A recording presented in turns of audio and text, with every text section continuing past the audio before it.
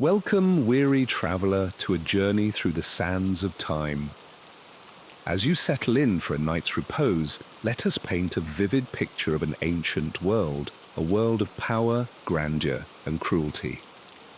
Tonight, we delve into the lives of the cruelest pharaohs to ever rule the land of Egypt. Those god-kings whose actions echo through history.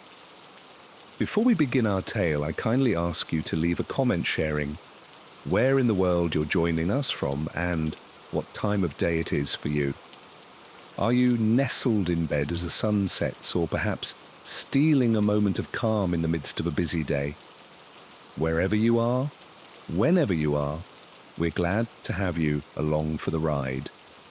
And if you find yourself enjoying this type of calm, immersive storytelling, we invite you to subscribe to this channel.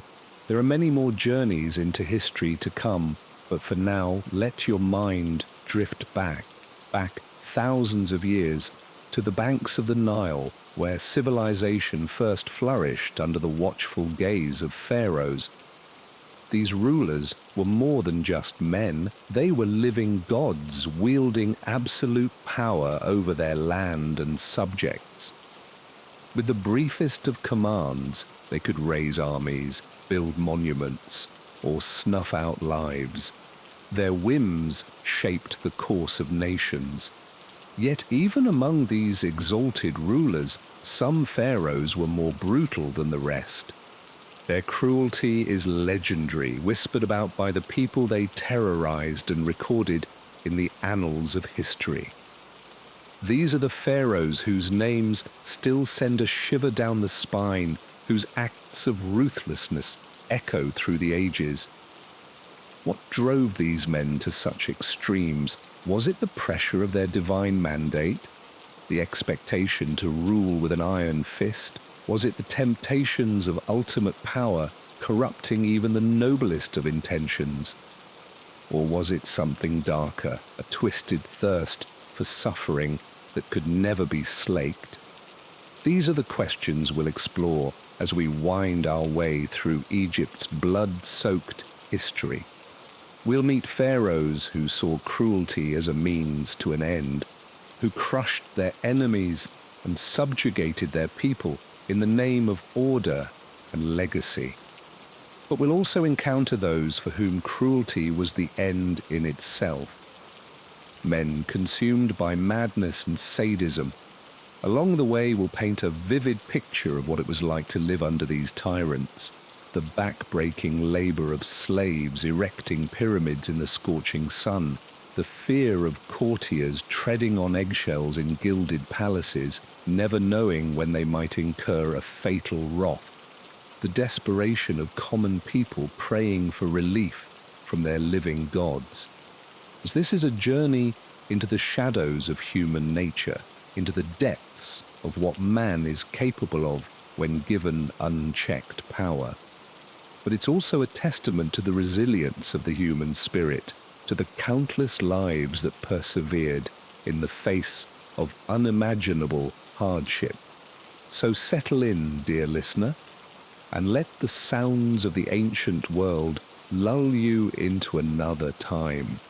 The warm winds are blowing through the date palms, the cicadas are humming their lullabies, and the Nile is gently lapping at its banks. Close your eyes and let yourself sink into the distant past as we begin our first tale of the cruelest pharaoh. Long before the great pyramids rose from the desert sands in the early days of a newly united Egypt, there ruled a pharaoh named Jer.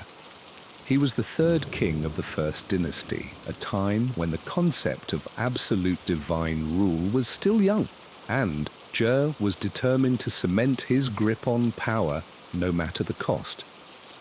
Little is known for certain about Jer's reign, but the fragments of history that survive paint a grim picture. He's said to have been a brutal unifier, ruthlessly crushing any rival factions that dared challenge his authority. With each victory, his reputation grew, as did his appetite for cruelty. One grisly legend holds that after a particularly bloody campaign, Jer rounded up the severed hands of his vanquished foes as trophies. Imagine the scene, piles upon piles of lifeless hands stacked like cordwood in the hot Egyptian sun, a gruesome testament to the price of defiance. But Je's cruelty wasn't limited to his enemies. He's said to have demanded the deaths of servants to accompany him into the afterlife, a practice that would become a disturbing trend among pharaohs to come. Perhaps he believed their souls would serve him in death as they had in life, or perhaps it was simply a flex of his power, a reminder that his dominion extended even beyond the grave. Whatever the reason, the result was a reign of terror that set a chilling precedent. Gia may have united Egypt, but he did so through blood and fear. In a way, he was the prototype for the cruel pharaohs to come, an early warning of what can happen when absolute power goes unchecked. As the first dynasty faded into the second and then the third, Egypt continued to grow in wealth and power. Mighty monuments began to rise along the Nile, testaments to the godlike might of the pharaohs. But with each passing generation, it seemed their cruelty only grew in turn. Which brings us to our next pharaoh, a man whose name is still synonymous with tyranny and excess. Khufu, the builder of the Great Pyramid of Giza. Though he lived over 1,000 years after Khufu took the concept of divine cruelty to staggering new heights, quite literally in the case of his most enduring legacy. The Great Pyramid is a wonder of the ancient world, a tomb fit for a god-king. Even today, it's hard to fathom the sheer scale of its construction. Imagine the toil involved, the decades of ceaseless labor by tens of thousands of workers. Now imagine doing it all under the merciless gaze of a tyrant. The ancient Greek historian Herodotus paints a grim picture of life under Khufu. He describes the pharaoh as a cruel and profligate ruler who subjugated his people to satisfy his own vanity. To fund his pyramid project, Herodotus claims Khufu resorted to desperate measures, even going so far as to prostitute his own daughter when the coffers ran low. While modern scholars debate the accuracy of these specific claims, there's little doubt that Khufu's reign was one of great hardship for the average Egyptian. The logistical challenges alone of constructing the Great Pyramid are staggering. Countless workers toiled in the scorching desert heat, cutting and hauling immense limestone blocks, all to satisfy the whims of one man. Grim stories abound of the human toll involved, workers crushed under falling blocks, executed for the slightest infractions, even buried alive in the foundations as a macabre sacrifice. Some say the mortar between the stones was mixed with the blood, sweat, and tears of the slaves who built it. Of course, the historical record is murky, and such stories may well be exaggerations, but they speak to the reputation Khufu left behind, a reputation of a merciless taskmaster, a man who saw his subjects as expendable in the pursuit of his own glory. In the end, Khufu got his wish. His pyramid has endured for over 4,500 years, a testament to his power and ego. But at what cost? How many lives were ground to dust in the process? How much suffering was deemed an acceptable price for one man's vanity? These are the questions that haunt the legacy of Khufu. He may have built a wonder of the world, but he did so on a foundation of cruelty.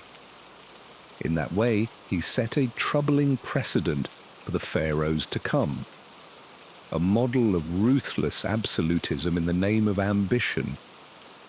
And yet, as brutal as Khufu's reign was, it pales in comparison to the cruelty of our next pharaoh, a man who took the throne at just 6 years old and went on to rule for an astonishing 94 years. A man whose pampered youth and decadent reign would plunge Egypt into a dark age of tyranny and excess. The pharaoh in question is Pepe II, and his is a tale of cruelty unchecked. Born into the 6th dynasty, Pepe was just a child when his father died, and he ascended to the throne. You can imagine the kind of upbringing such a boy king would have, doted on by effing courtiers, his every whim indulged, never hearing the word no. As Pepe grew into manhood, his appetite for luxury and power grew with him. The ancient historian Manetho describes him as a decadent ruler, more interested in his own pleasures than the welfare of his people. He's said to have had a harem of beautiful women at his beck and call, and to have indulged in all manner of excesses. But Pepe's self-indulgence came at a steep price. To fund his extravagant lifestyle, he ruthlessly taxed his subjects, driving many into poverty and despair. Those who couldn't pay were subjected to brutal punishments, beaten, imprisoned, even executed as a warning to others. Pepe was also fiercely paranoid, seeing threats to his power around every corner. He's said to have ruthlessly eliminated any potential rivals, even those within his own family. One grim tale speaks of him ordering the execution of his own uncle, a man who had served as his regent during his youth. Imagine the fear that must have gripped the palace during Pepe's reign, courtiers walking on eggshells, never knowing when a stray word or perceived slight might bring down the wrath of the pharaoh. In such an atmosphere of terror, it's no wonder that corruption and cronyism ran rampant. And yet, even as his kingdom crumbled around him, Pepe clung to power with an iron grip.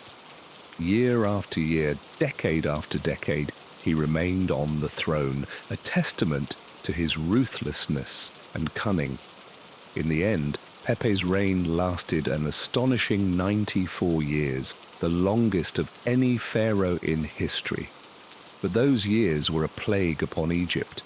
By the time he finally died, the kingdom was in chaos, riven by corruption and misrule.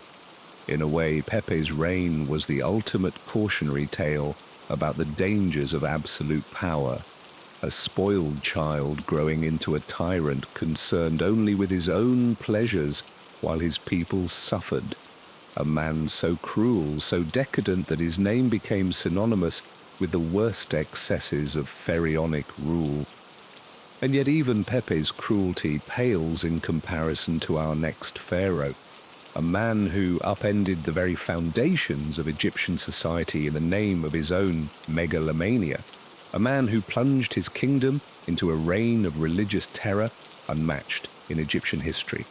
That man was Akhenaten, the so-called heretic pharaoh, and his is a story of cruelty in the name of fanaticism.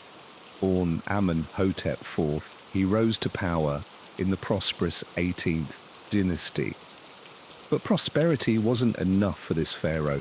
He had a grander vision, a vision of a new Egypt, a new kingdom centered around a single, all-powerful God. That God was Aten, the disk of the sun, and Akhenaten was his prophet. In a shocking move, the pharaoh declared that all other gods were false idols, that only Aten was to be worshipped throughout the land. It was a religious revolution, and Akhenaten would use any means to see it through. Imagine the scene as the pharaoh's decrees spread throughout Egypt. Temples to the old gods being shut down. Their priests dragged away in chains, statues and inscriptions being defaced, the names of once revered deities chiseled away as if they had never existed, and everywhere the watchful eye of the Aten, symbol of Akhenaten's power. For the average Egyptian, it must have been a terrifying time. The gods they had worshipped for generations were now forbidden, their very beliefs declared heretical. Those who clung to the old ways faced brutal punishment, torture, imprisonment, even execution in the name of the Aten. Even the elite weren't safe from Akhenaten's religious fervor. One of his most shocking acts was to shut down the powerful temple of Ammon at Karnak, seizing its vast wealth and lands for his own use.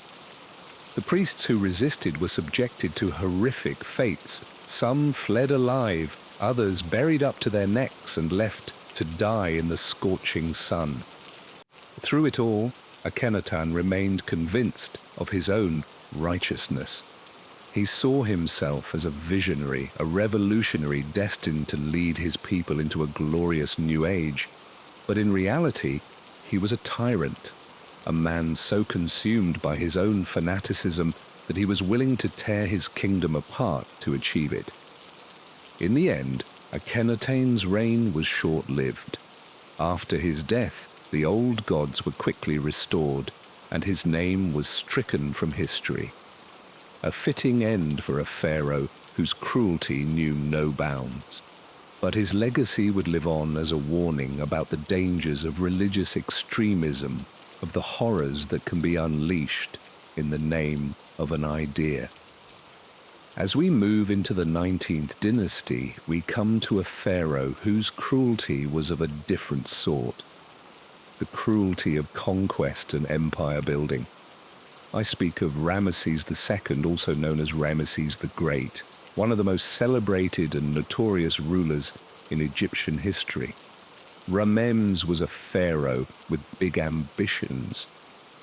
From the moment he took the throne, he set his sights on expanding Egypt's borders and asserting its dominance over the surrounding lands.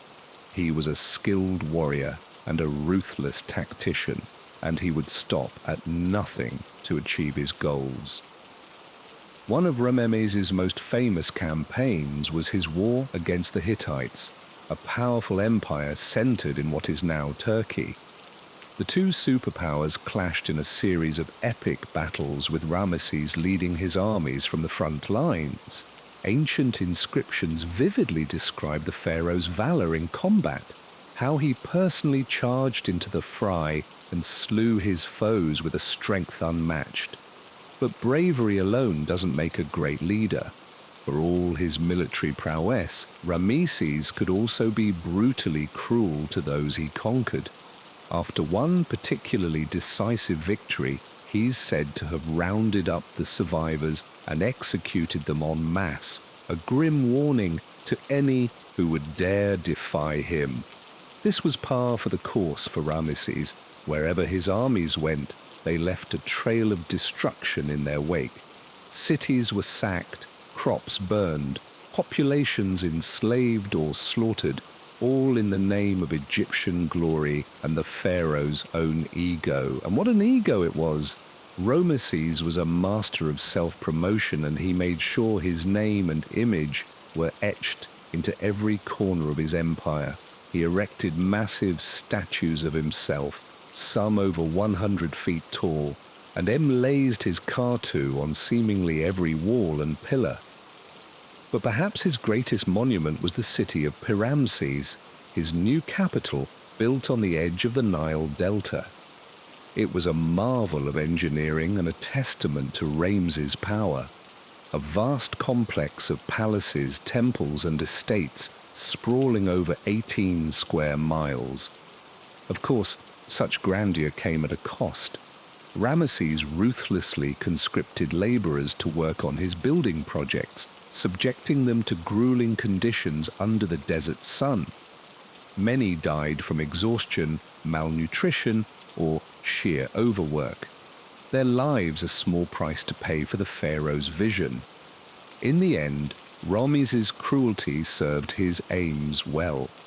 By the time of his death, Egypt was at the height of its power, its borders stretching from Syria to Sudan. Ramesses had gotten his wish, an empire to match his outsized ambition and ego. But at what cost? How many lives had been crushed under the wheels of his war machine? How much suffering had been inflicted in the name of glory? These are the questions that dog Rome's legacy, the dark underbelly of his celebrated reign. As we move into the later dynasties, we return to a pharaoh whose cruelty we've already touched on, Akhenaten, the heretic king. But if his religious fervor was shocking, it's nothing compared to the depths of madness and sadism he would ultimately sink to. As Akhenaten's reign progressed, his obsession with his son Godaten only intensified. He became increasingly paranoid, seeing enemies and conspiracies around every corner. Anyone who didn't show sufficient devotion to was a potential threat, a traitor to be rooted out and destroyed. The pharaoh's madness took on a cruel and capricious edge. He's said to have ordered executions on a whim, subjecting his courtiers to a constant state of terror. Even his own family wasn't safe. According to some accounts, he banished his wife Nefertiti for daring to suggest that he might be going too far. But perhaps the cruelest act of Akhenaten's reign was his abandonment of Thebes, the traditional capital of Egypt. In a shocking move, he ordered the construction of a new city in the middle of the desert, a place that would be dedicated solely to the worship of Aten. The city was called Akhetan, the horizon of the Aten, and its construction was a nightmare. Thousands of workers were forced to toil in the scorching heat. As Ramesses III took the throne, Egypt was a land scarred by tumult and strife. The once great empire had been brought to its knees by the cruelty and chaos of pharaohs past. Akhenaten's religious upheavals, Ramessescu's bruising wars, and the bloody power struggles in between had left the two lands weary and wounded. The people cried out for a ruler to lead them back to stability and glory. But in a time where cruelty begat cruelty, peace would prove elusive. Ramesses III was a man shaped by this turbulent age. Born into the royal family during the troubled years after Akhenaten, his youth was steeped in intrigue and unrest. As a prince, he watched rivals vie for power, court scheme and conspire, and pretenders plot to seize the throne of Horus. This was a dangerous world where one full step could mean a traitor's death. To survive and rise, Ramesses would need cunning, ruthlessness, and an iron will to match any foe. When his moment came, Ramesses acted with decisive brutality. The records are murky, but glimpses of the truth peek through the mists of time. Whispers of a palace coup, a royalist faction rallying to the prince's banner. Murmurs of bloody battles as Ramesses and his supporters cut down their rivals without mercy. Furtive tales of executions and exiles as the would-be king purged any who dared stand against him. Through naked cruelty and force of arms, Ramesses III made himself the undisputed master of Egypt. But seizing power was only the first trial Ramesses would face. All around the empire was beset by foes and afflicted by woes. To the west, the Libyans menaced the desert frontiers, probing for weakness and plunder. To the east, the sea peoples raged and ravaged, surging from their unknown lands to batter the very foundations of Egyptian might. In the south, Nubia stirred and plotted, dreaming of slipping the yoke of pharaonic rule. Beset on all sides, Egypt teetered on the precipice. Ramesses III knew his reign would be defined by how he met these threats. A king who flinched in the face of danger could not hope to hold the double crown for long. And so Ramesses girded himself for war, determined to crush his enemies with the full force of Egyptian arms. He would make his foes tremble before the might of Horus, avenger of his father, or see Egypt perish in the attempt. With merciless resolve, Ramesses marched forth to meet the Libyans on the field of battle. The pharaoh was a vision of martial splendor in his war chariot, his Kopsh sword flashing in the sun, his blue battle crown striking terror into the hearts of his foes. With precise and pitiless force, Ramesses drove the Libyans before him, scattering their armies like chaff on the wind. Captives were marched back to Egypt in chains, their leaders brutally maimed to make an example to any who dared defy the son of Ra. But there was no time to savor this victory, for the sea peoples were storming the very gates of Egypt. These enigmatic raiders from beyond the Great Green Sea had toppled empires and set the world ablaze with their fury. Now they descended on the Nile Delta like a hurricane, razing cities and sowing chaos wherever their oars touched shore. If they could not be stopped, Egypt itself might be swallowed by the raging sea. Once more, Ramesses rode out to war, his eyes fixed on the northern horizon with steely determination. In a series of ferocious battles, the pharaoh unleashed the full might of his armies against the sea peoples. Egyptian infantry clashed with foreign raiders in brutal hand-to-hand combat, while flirtatilis of sleek warships grappled on the churning waves. The den of bronze and the cries of the dying filled the air as Ramesses fought with the strength of Set, the fury of Montau. Through sheer grit and martial prowess, Ramesses III prevailed against the sea peoples, driving them from Egypt's shores and scattering their broken remnants to the four winds. It was a victory that echoed through the ages, immortalized on the storied walls of his mortuary temple at Medinet Haru. There, vivid reliefs depict the pharaoh as a warrior without peer, smiting hordes of sea peoples and receiving their abject submission. The artisan's chisels sing a hymn to Rames's glory, etching his deeds into eternity. But even in triumph, the spectre of cruelty was never far from Ramesses III. For the pharaoh who lived by the sword would also perish by it, victim of a shadowy conspiracy that reached into the very heart of his own harem.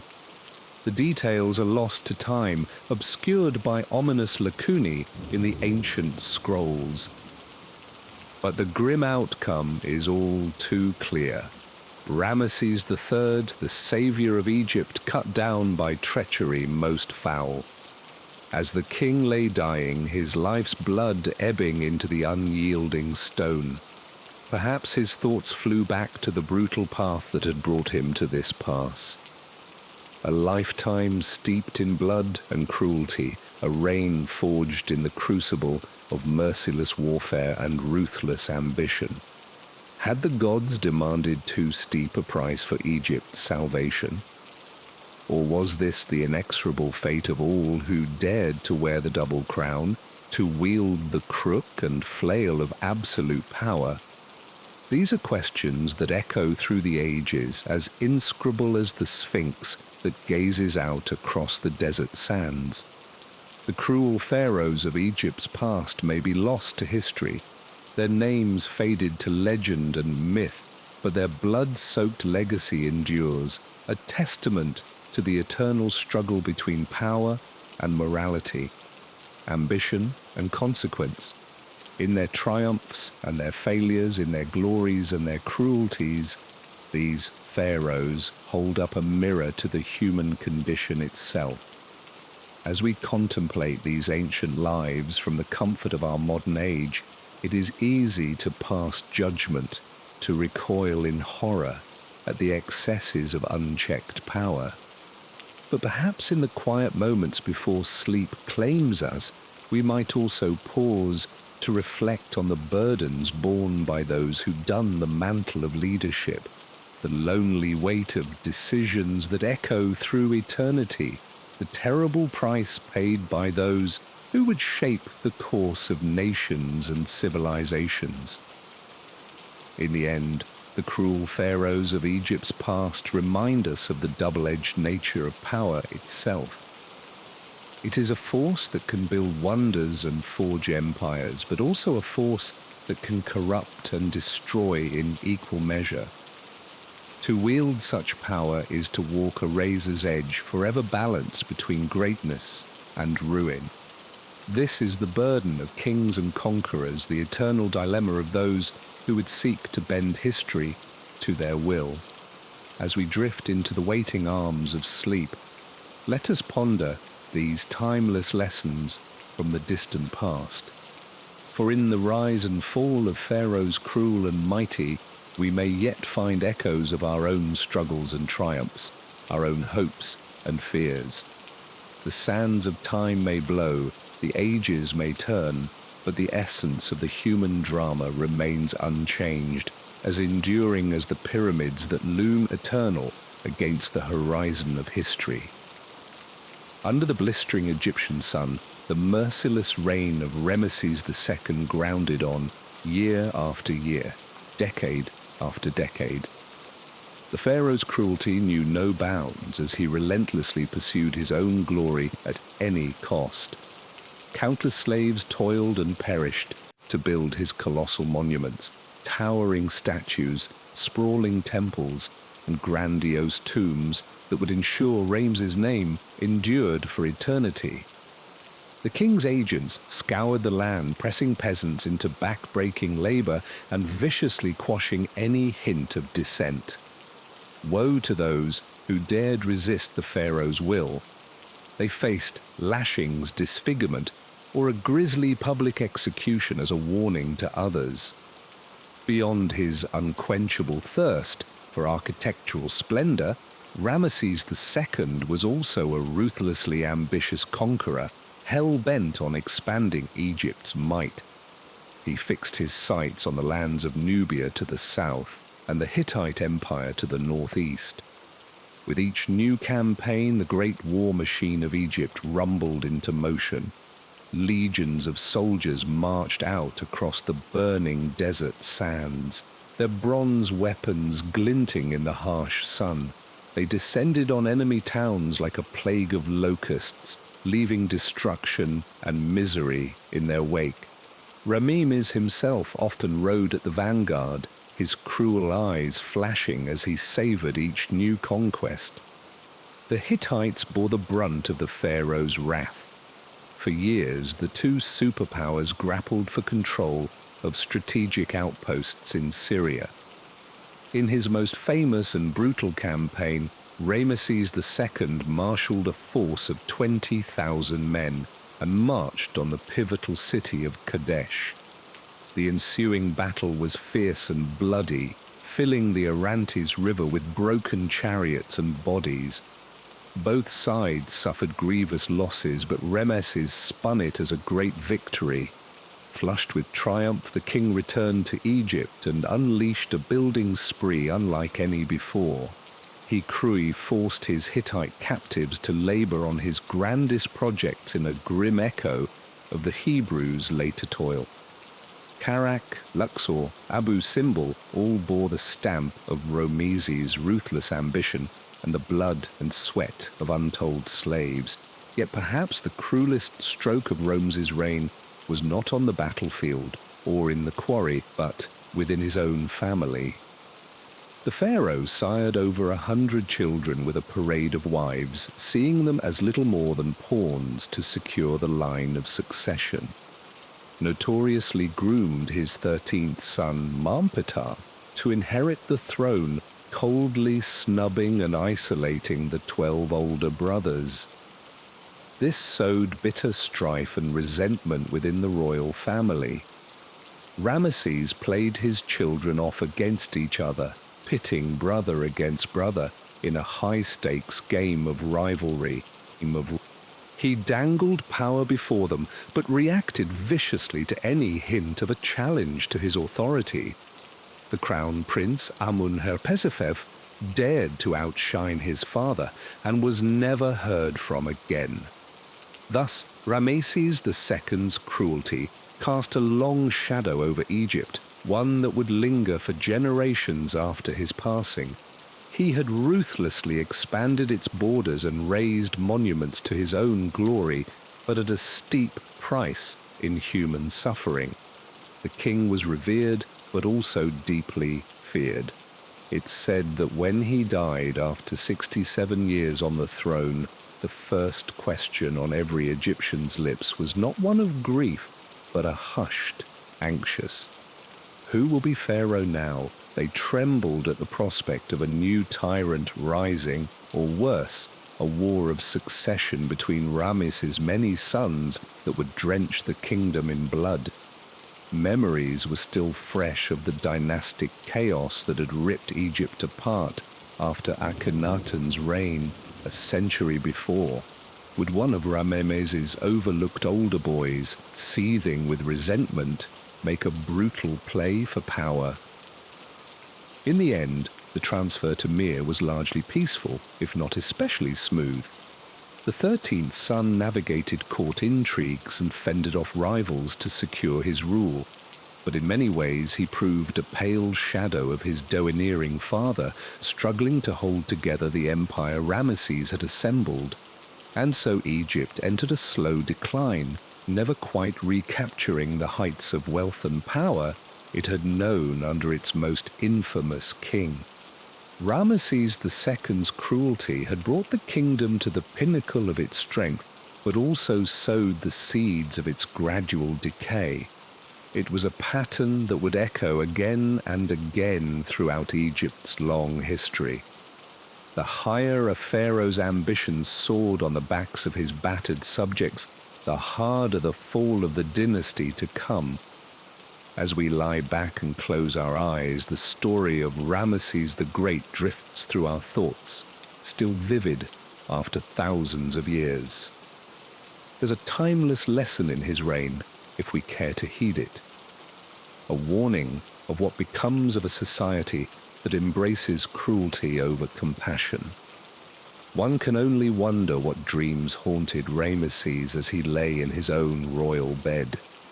The screams of slaves and conquered foes still echoing in his ears. What regrets and doubts churned behind those imperious eyes as the great king drifted off to a restless sleep. Questions we'll likely never answer, but ones that linger with us as we too surrender to slumber's embrace. The fading spectre of Rome's cruelty trailing us into the realm of dreams. There we may just catch a ghostly glimpse of ancient Egypt's bloodied sands and toiling slaves and shiver at the shadow of its most infamous pharaoh. Perhaps as we sink deeper into sleep's dark waters, we'll find ourselves adrift on the Nile of 3,000 years ago, its current carrying us inexorably into the mists of history. And if we glance over our shoulder, we may just spy a monumental statue rising from the riverbank, the face of Ramesses the Great looming through the fading light, his stony eyes forever fixed on eternity's horizon. Even as the kingdom he built with such cruelty crumbles slowly to dust behind him, with that image dancing dimly through our thoughts, we can at last let the story go and give ourselves over to sleep's welcome embrace. The long-ago cruelty of Ramesses II recedes into the shadows of history and dream, a dark reminder of the eternal truth, that it is not the mightiest pharaohs we recall and cherish, but the ones who ruled with wisdom, justice, and mercy for the people they led. Such were the mysterious ways of ancient Egypt, land of god-kings and unending intrigue. And so our weary minds wander those shifting desert sands until the veil of sleep descends at last and carries us into oblivion's silent keep, where the cruelest pharaohs lie entombed with their secrets for all eternity. There they will remain gilded and mummified with only their whispered tales left to echo through our dreams on nights like this. As the first twinkling stars emerge in the darkening sky above the Nile, the absolute power of the pharaohs, often corrupted, absolutely insulated by unfathomable wealth, and worshipped as living gods, many were shaped into tyrants. The expectations heaped upon their shoulders from birth to be an invincible ruler, a supreme judge, a divine intermediary between heaven and earth, could twist even the most well-meaning sovereign. Some pharaohs shouldered this immense responsibility with wisdom and restraint, but for others it nurtured the cruelest impulses. Perhaps no pharaoh embodied the perils of unchecked power more than Gia, an early ruler of the first dynasty. Rising to the throne after Egypt's unification, Gia was determined to stamp out any threat to his rule. According to fragmentary records and archaeological remnants, Gia brutally executed rival claimants and potential usurpers. Even those merely suspected of plotting against him were put to death in the most gruesome ways. Impaled, flayed alive, fed to wild beasts. He demanded slavish loyalty from his subjects, and any hint of disobedience could be punished by mutilation or death. Gia's cruelty extended even into the afterlife.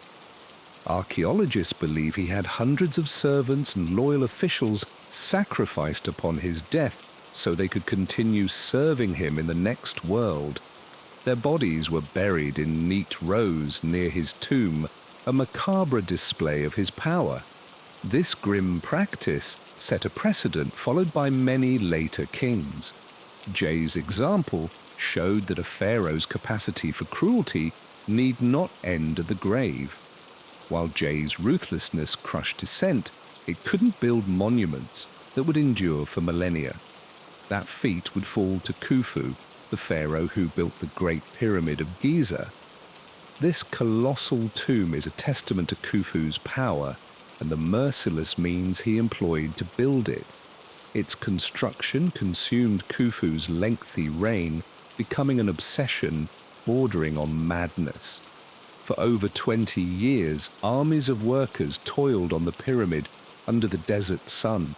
Peasants were torn from farms and families and pressed into hard labor, cutting, hauling, and stacking immense limestone blocks. Skilled craftsmen, architects, and engineers were forced to dedicate their entire lives to Khufu's grand vision. The work was backbreaking and the human cost was immense. Contemporary accounts describe workers beaten to death by overseers for flagging at their ceaseless toil. Accidents on the massive building site were common, with crushed limbs and fatal falls a daily occurrence. Some deceased workers were unceremoniously sealed into the pyramid's very foundations. Even by ancient standards, the conditions Khufu's workforce endured were considered cruel and exploitative. The Greek historian Herodotus, writing 2,000 years later, described Khufu as vicious and depraved for inflicting such misery to build his tomb. But to Khufu their suffering was inconsequential compared to the magnificence of his monument. The pyramid was an eternal beacon of his glory, and no cost was too high, especially when paid by lowly laborers. Khufu's cruelty literally towered over Egypt for all to see. If Khufu showed the depths of cruelty a pharaoh would sink to for a lasting legacy, Pepe II demonstrated how absolute power could warp a ruler over a lifetime. Ascending to the throne at just 6 years old, Pepe's 94-year reign was the longest in ancient Egyptian history. Child kings were not uncommon, but they ruled in name only with advisors wielding the real power behind the throne. In Pepe's case, his early years were spent in pampered isolation in the royal court. Away from the burdens of governance, he grew into a spoiled, impulsive youth with no check on his whims and appetites. When he came of age, Pepe jealously seized control as pharaoh in truth, not just in name. Paranoid that others would steal his power as he once had as a child, Pepe ruthlessly eliminated any hint of a threat. Advisors who had served him since infancy were exiled or executed on spurious charges. Pepe promoted only the most slavishly loyal scopants who enabled his every cruel impulse. The inner circle of Pepe's court became a den of intrigue and treachery, where courtiers vied for his favor. Outside the palace walls, Pepe's reign devolved into tyranny and terror. Political rivals and disloyal governors were publicly tortured and executed as warnings. Oppressive taxes were extracted to fund Pepe's decadent lifestyle and self-glorifying building project. According to some accounts, Pepe hosted macabre banquets where the bodies of executed enemies were displayed and desecrated. Other tales claim he kept a harem of enslaved women who were killed if they displeased him.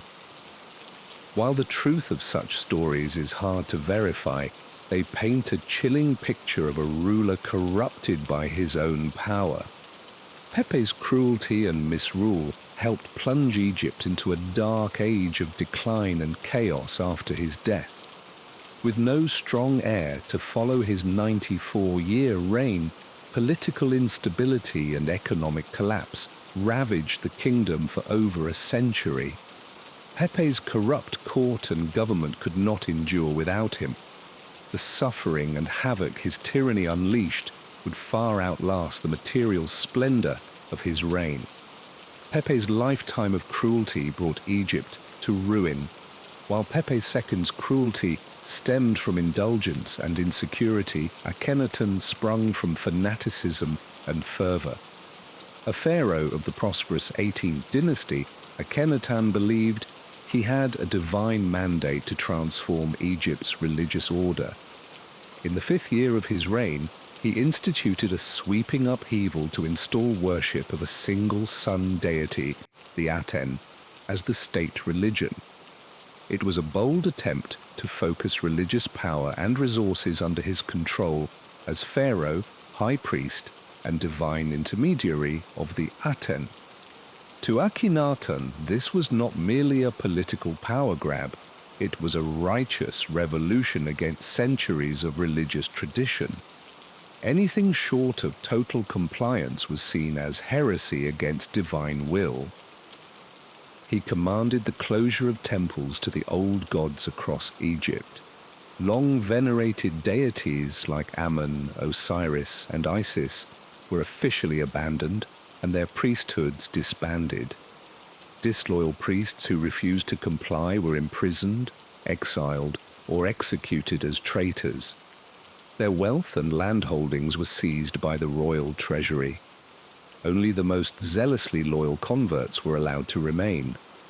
But Akhenaten's vision of a pure Aten-worshipping utopia demanded further sacrifices. Armies of workers were conscripted to chisel away inscriptions of the old gods from every public monument. Sanctuaries and shrines that had stood for generations were razed to the ground. Mob violence and vandalism against the old gods' followers were tacitly encouraged. At Akhenaten's command, Egypt's pluralistic religious culture was brutally suppressed in a campaign of iconoclasm and inquisition. For ordinary Egyptians, it was a time of fear, chaos, and spiritual loss. The gods and rituals that had shaped their lives for centuries were now forbidden on pain of death. The only faith allowed was Akhenaten's stern monotheism, where the pharaoh alone communed with the supreme solar deity. Many struggled to adapt to the austere new ideology and worship. Others simmered with quiet resentment at the king who so callously overturned their cherished traditions. Though undertaken in the name of pious reform, Akhenaten's religious revolution cracked the foundations of Egyptian society and brought his people immense hardship. But perhaps no pharaoh wielded cruelty as effectively as Ramesses II in the service of building an empire. Often called Ramesses the Great, he ruled for a remarkable 66 years and presided over an era of military expansion and monumental construction. His reign saw Egypt grow into one of the largest and most powerful empires of the ancient world, with Ramesses as its indomitable ruler. Behind this imperial grandeur was an engine of conquest and cruelty. To expand Egypt's borders, Ramesses waged a series of brutal military campaigns against neighboring kingdoms. His most famous were the wars against the Hittites of Anatolia, a powerful rival empire. At the Battle of Kadesh, the largest chariot clash in antiquity, Ramesses led his army to a decisive victory. Reliefs celebrating the triumph show Ramesses slaughtering enemies by the hundreds, trampling their bodies beneath his chariot wheels. Such vivid propaganda projected an image of Ramesses as an invincible warrior king, and the cruelties of war were depicted as displays of his might. Prisoners were marched back to Egypt as slaves, their homelands turned into vassal states. Closer to home, Ramesses launched punitive raids into Nubia to the south, sacking cities and enslaving captives. No slight against Egyptian power could go unpunished. The wealth seized through Rome's conquests funded a frenzy of building across Egypt. He commissioned scores of new temples, monuments, and cities, all bearing his name and image. The sheer scale and number of Ramesses building projects was unprecedented, but they took a brutal human toll. Armies of slaves, PSWs, and peasants were pressed into backbreaking labor to build Ramesses' many monuments. They toiled in squalid conditions, often under the whip, to haul stone and raise statues glorifying the king. Massive rock-cut temples like Abu Simbel consumed untold lives as laborers worked deep underground. The new capital Ramesses was built on the backs of foreign slaves who were worked to death far from home. For Ramesses, this suffering was a small price to pay for the greater glory of his reign. Each monument was a testament to his power and divine mandate to rule. If it took cruelty and conquest to achieve immortality, so be it. The blood spilled and lives spent were just the cost of building an eternal empire. But Ramesses could not control his legacy from beyond the grave. Later pharaohs, intimidated by his accomplishments, began to claim his monuments as their own. Some even chiseled out his name and replaced it with theirs. An act of theft. For a king obsessed with eternal glory, there could be no greater cruelty. Of course, no chronicle of Phoenician cruelty could omit the depths of depravity reached by Akhenaten. While his religious inquisition upended the spiritual foundations of Egypt, his personal rule devolved into a nightmare of madness and paranoia. As his reign wore on, Akhenaten grew increasingly obsessed with his role as the sole intermediary to the Aten. In his mind, any disloyalty was an affront to divine order, and his delusions fed the cruelest impulses. Within the royal court, Akhenaten unleashed a reign of terror against suspected traitors and religious backsliders. Servants and advisors could be imprisoned, mutilated, or executed on the barest suspicion of unbelief. Even his own family was not immune. According to some accounts, Akhenaten banished his wife Nefertiti and several daughters from court for not worshipping the Aten fervently enough. The royal palace became a hothouse of fear and siki, but Akhenaten's cruelest act was yet to come. Not content to stamp out the old gods, he sought to raise a pure city dedicated to the Aten alone, Akhetaten, the horizon of the sun. He abandoned the capital thieves and forced the entire apparatus of government to follow him to this barren patch of desert. There he poured state resources into a deranged utopian project while the rest of Egypt languished. Akhenaten was built with dizzying speed by press-ganged laborers, its palaces and temples rising from the sands in a matter of years. Nobles were required to construct lavish tombs in the nearby cliffs to prove their loyalty. Dissenters could face execution with their bodies left to rot in the desert sun as a warning.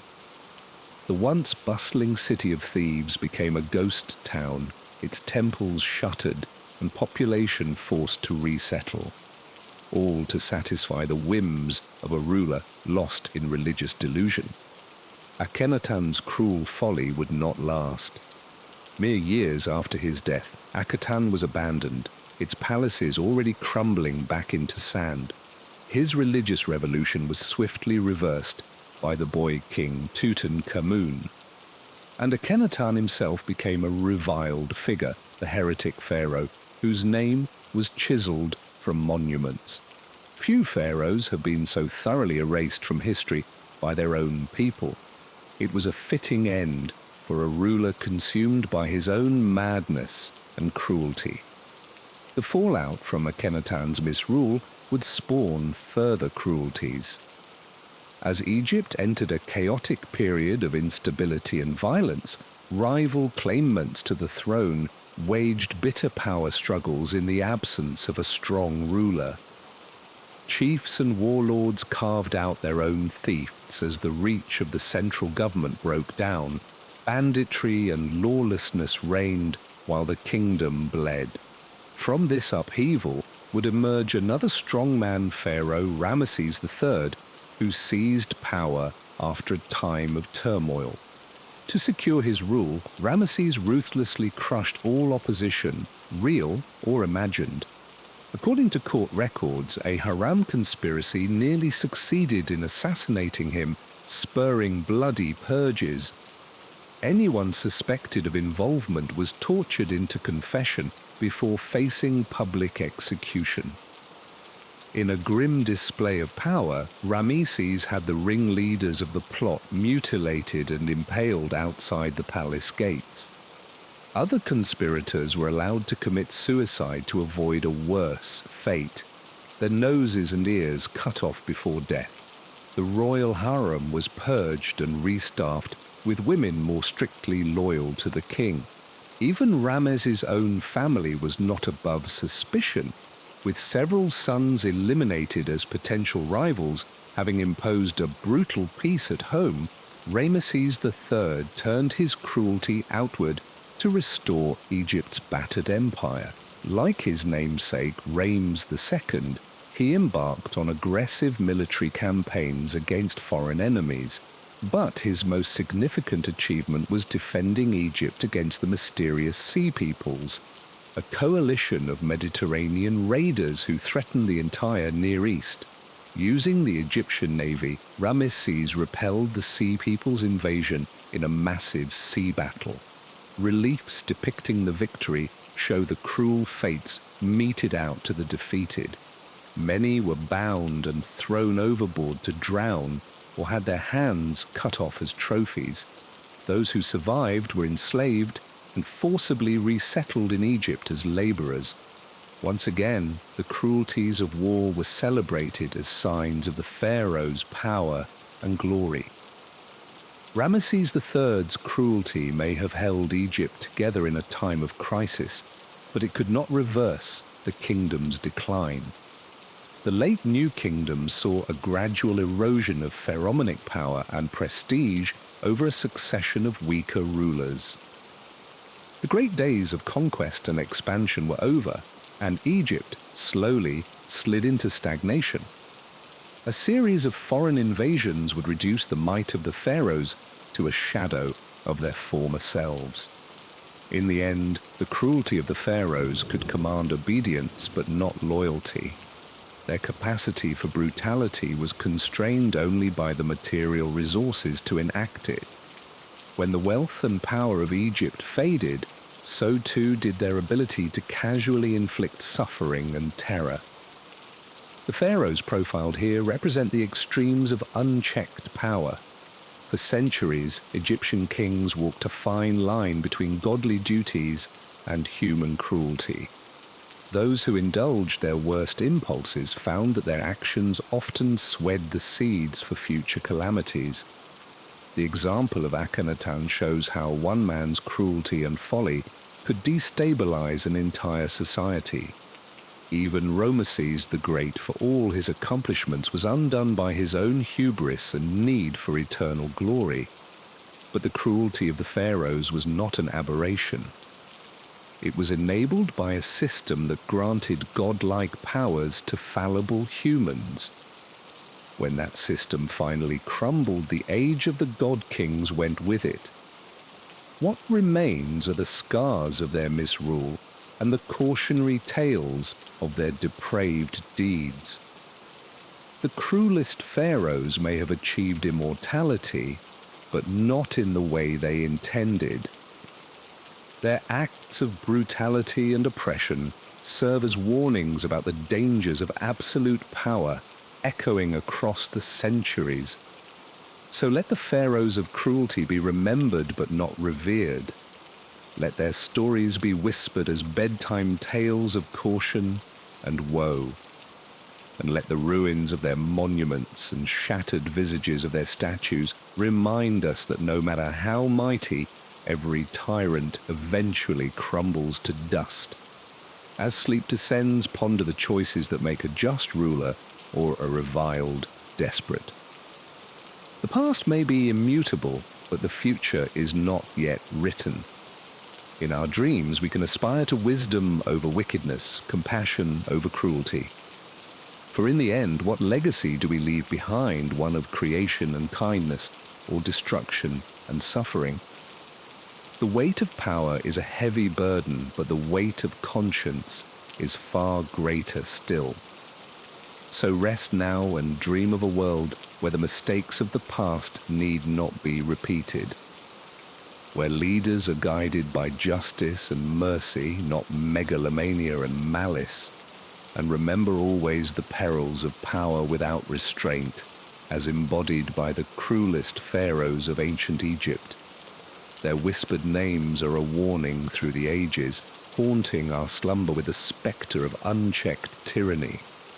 Let their memory be both a lullaby and a lesson, a grim gift from antiquity to light our way forward.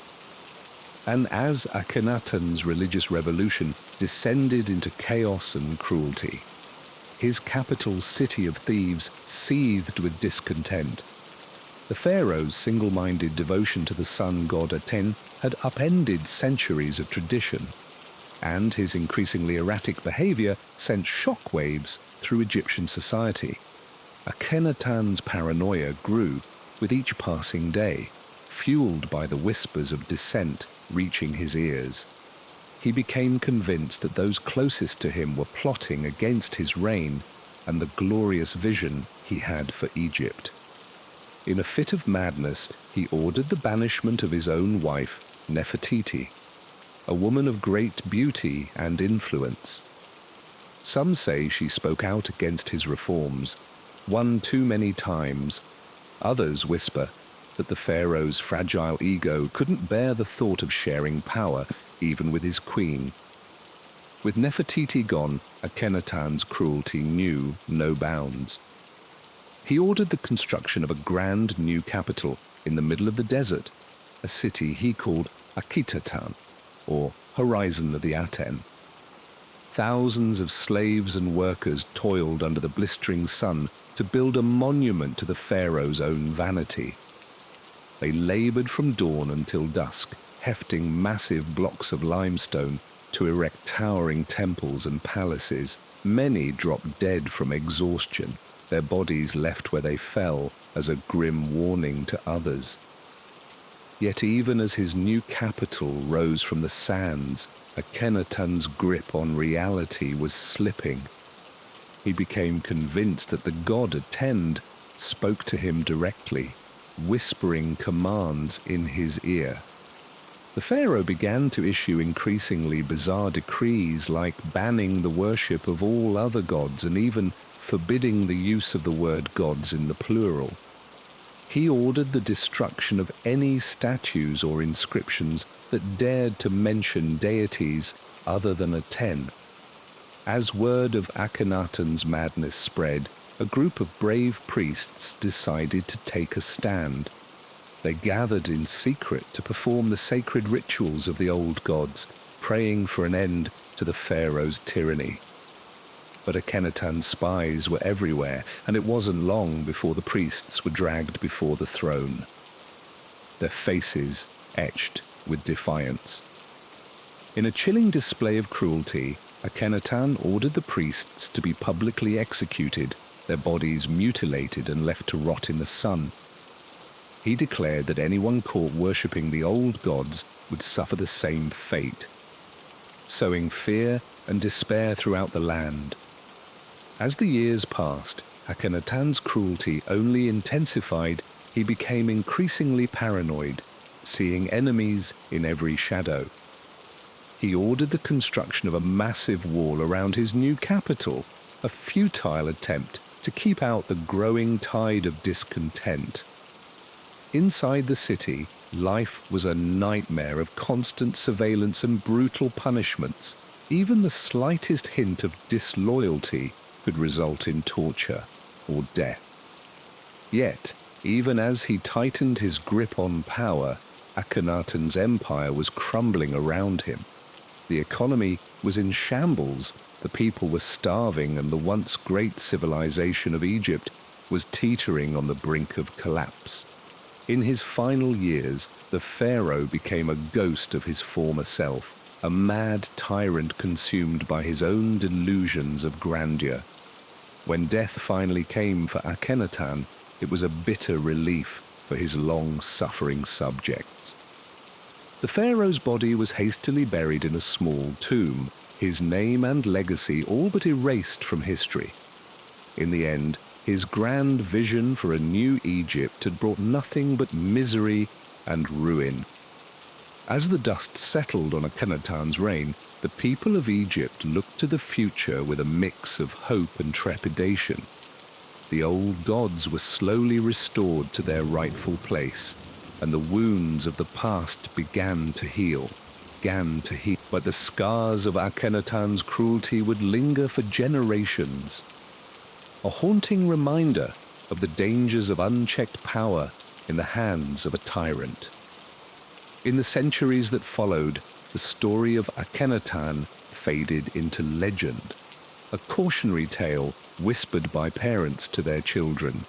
They spoke of a pharaoh consumed by his own madness, a man who dared to defy the gods and paid the ultimate price.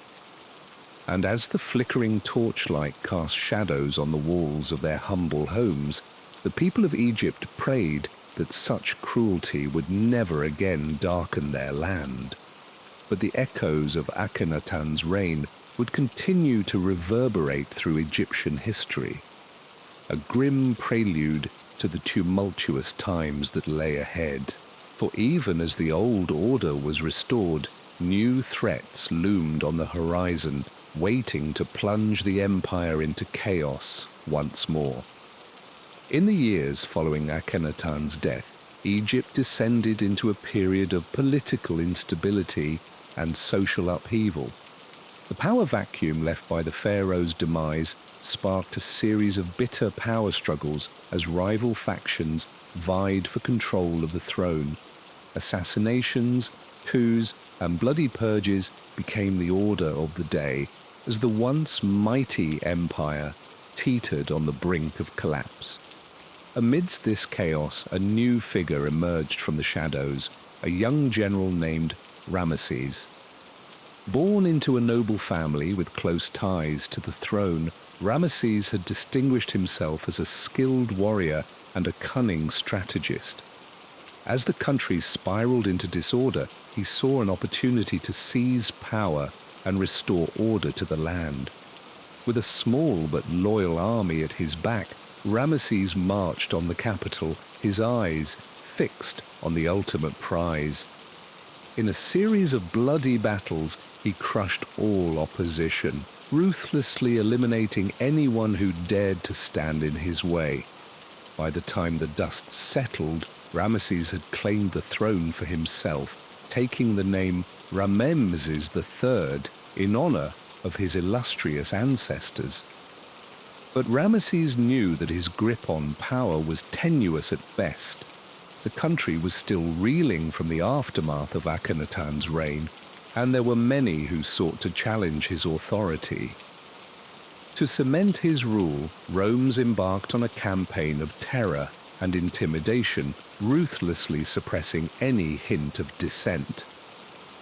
He began by rounding up those who had supported his rivals in the recent power struggle, subjecting them to brutal public executions. The lucky ones were simply beheaded, their severed heads displayed on pikes as a warning to others. But for those who had dared to openly defy him, Ramesses reserved a special kind of cruelty. Some were burned alive, their screams echoing through the streets as the flames consumed their flesh. Others were impaled on sharp stakes, left to suffer an agonizing death as the sun beat down on their writhing bodies, and still others were flayed alive, their skin peeled away inch by excruciating inch until nothing remained but a bloody, quivering mass of flesh. As word of these atrocities spread throughout the land, a palpable sense of fear and dread settled over the populace. No one was safe from Ramesses' wrath, it seemed, not even the wealthy and powerful. The Pharaoh's spies were everywhere, always watching, always listening for the slightest hint of treachery. Ramesses himself became a figure of terror, his very name enough to send shivers down the spines of his subjects.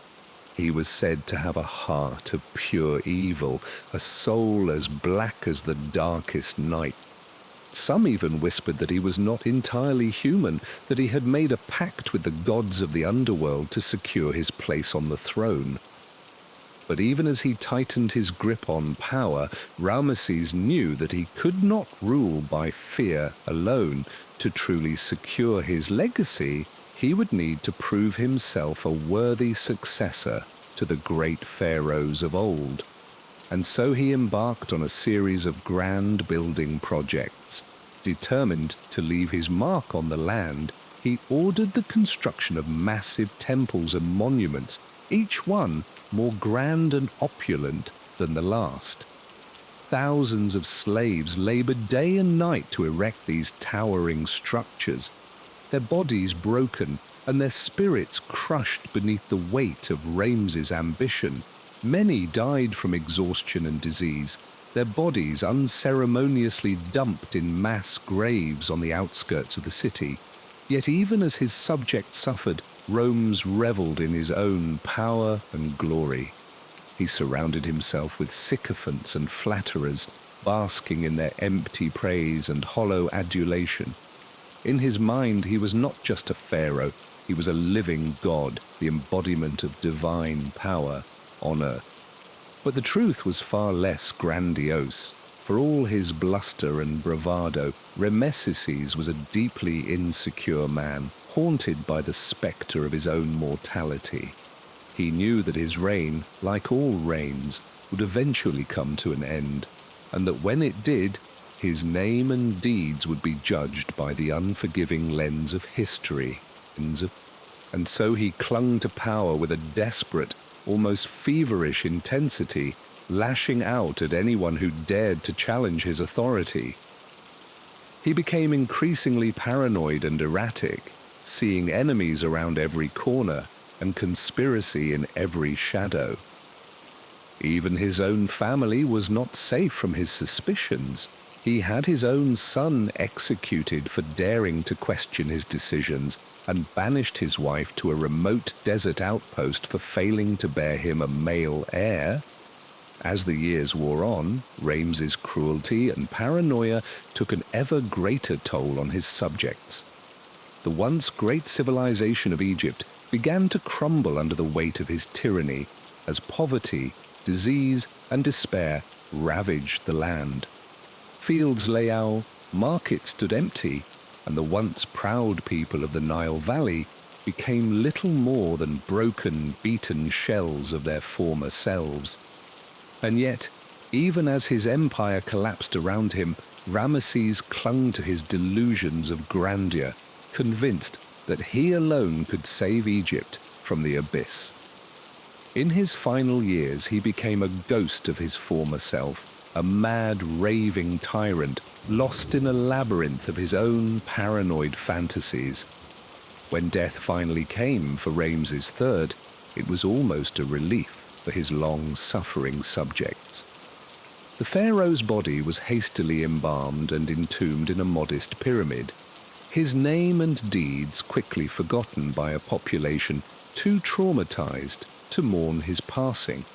In the end, his legacy was one of cruelty, brutality, and despair, a cautionary tale of the dangers of unchecked power in the hands of a tyrant. As the years passed, the story of Ramesses III faded into legend, a dark chapter in Egypt's long and storied history. But the scars of his reign would linger for generations, a haunting reminder of the horrors that could be unleashed by a ruler consumed by his own twisted desires. And so, as we look back on the cruel pharaohs of ancient Egypt, we are reminded of the fragility of power and the ever-present danger of its abuse. From the brutal conquests of Thutmose III to the religious fanaticism of Akhenaten, from the ruthless ambition of Ramesses II to the paranoid brutality of Ramesses III, these rulers left a legacy of pain and suffering that echoed through the ages. Yet even in the darkest of times, there were those who dared to resist the tide of cruelty and oppression, brave souls who stood up for justice and compassion, who fought to preserve the spark of hope and humanity in a world consumed by darkness. Their names may be lost to history, but their courage and sacrifice will never be forgotten. And so, as we reflect on the lessons of the past, let us strive to build a world where power is tempered by wisdom, where cruelty is met with compassion, and where the light of hope can never be extinguished, for in the end, it is not the might of armies or the wealth of nations that will shape our destiny, but the strength of our character and the depth of our humanity. The story of ancient Egypt is a testament to the enduring power of the human spirit, a reminder that even in the face of unimaginable cruelty and suffering, we have the capacity to rise above our baser instincts and build a better world. It is a lesson that echoes through the ages, a call to action for all those who believe in the promise of a brighter tomorrow. As we drift off to sleep, let us hold fast to that promise and to the hope that guides us through the darkness. For in the end, it is not the pharaohs and their cruelty that define us, but the quiet strength and resilience of the human heart.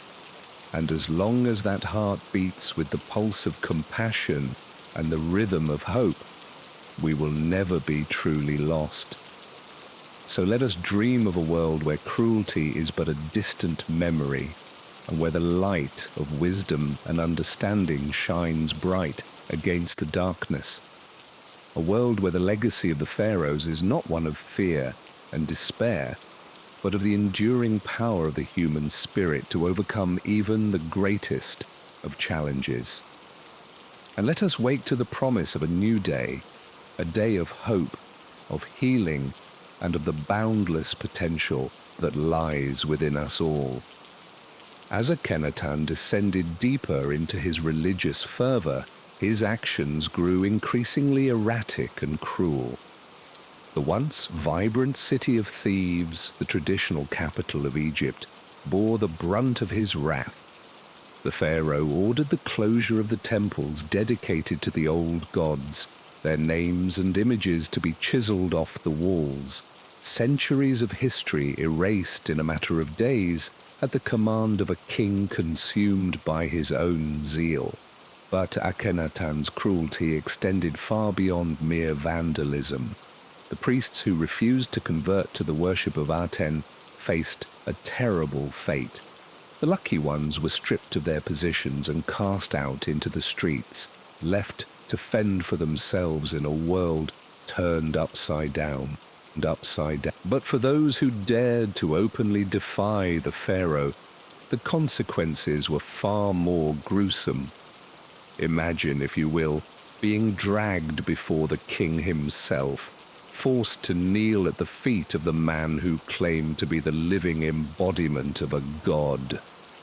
Akhenaten's eyes would glitter with a fanatic light as he pronounced judgment upon the trembling priest. Perhaps he would order the man's tongue cut out as punishment for speaking the names of the old gods. Or maybe he would sentence him to be flayed alive, his skin peeled away, strip by agonizing strip, until nothing remained but raw, bleeding muscle. Such was the fate of those who dared to defy the will of Akhenaten. Even the pharaoh's own family was not safe from his cruel whims. His wife, Nefertiti, once beloved and influential, found herself increasingly sidelined as Akhenaten's obsession with Aten grew. Some say she dared to speak out against her husband's actions, pleading with him to show mercy to their suffering subjects. For her troubles, she was banished from the royal court, exiled to a distant palace where she lived out the rest of her days in lonely isolation. But perhaps the cruelest act of all was Akhenaten's decision to abandon Thebes altogether. In a move that stunned his court and his people, the pharaoh ordered the construction of a new capital city, one that would be dedicated solely to the worship of En. He named it Akhetaten, the horizon of the Aten, and commanded that it be built in a desolate stretch of desert far from the lush banks of the Nile. Thousands of laborers were conscripted to work on the new city, toiling beneath the blazing desert sun to erect temples, palaces, and towering statues of Akhenaten and his god. Many succumbed to exhaustion, dehydration, and heat stroke. Their bodies left where they fell in the sand. Those who survived lived in squalid conditions, crammed into hastily constructed hovels with little access to food or water. All the while, Akhenaten lived in opulent splendor, his palace a gleaming beacon in the midst of the desert wasteland. He would stand on his balcony and survey his new kingdom, a twisted smile playing across his lips as he watched his subjects toil and suffer in the name of his god. It said that at night the wind would carry the sound of weeping from the workers' hovels, a haunting chorus of despair that echoed through the empty streets of Akhetaten. But Akhenaten remained unmoved, secure in his belief that he was doing the will of Aten, no matter how many lives were destroyed in the process. In the end, Akhenaten's grand vision for his new capital was never fully realized. After his death, his successors wasted no time in abandoning Akhetaten and returning to Thebes, eager to erase all traces of the heretic king and his cruel legacy. The once grand city was left to crumble beneath the desert sands, a haunting reminder of the madness and cruelty of a pharaoh who believed himself to be a god. As we reflect on the reign of Akhenaten, it's hard not to be struck by the sheer scale of his cruelty. Here was a man who wielded immense power, who could have used his influence to better the lives of his people. Instead, he chose to unleash untold suffering in the name of his own religious obsession. It's a sobering reminder of the dangers of unchecked power, of what can happen when a leader becomes consumed by their own ego and loses sight of their duty to those they govern. Akhenaten may have believed himself to be a god, but in the end he was all too human. a deeply flawed and cruel man whose legacy would forever be stained by the blood of innocents. The story of Akhenaten is a cautionary tale, a warning of the perils of blind fanaticism and the importance of holding our leaders accountable for their actions. It's a lesson that echoes through the ages, as relevant today as it was in the time of the Pharaohs.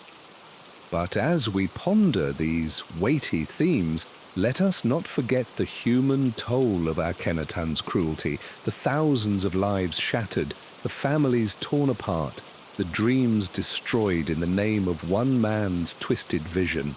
It's a heavy burden to bear, even from the distance of centuries.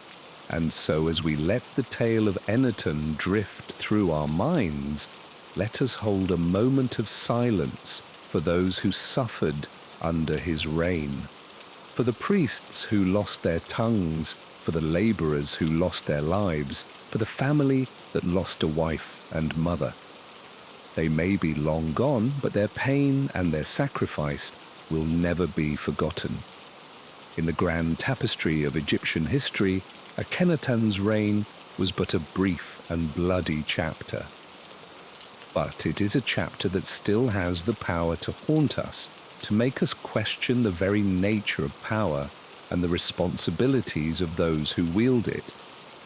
And as we finally allow ourselves to slip into the embrace of sleep, perhaps we can take some small comfort in the knowledge that no matter how dark the night may seem, the sun will always rise again.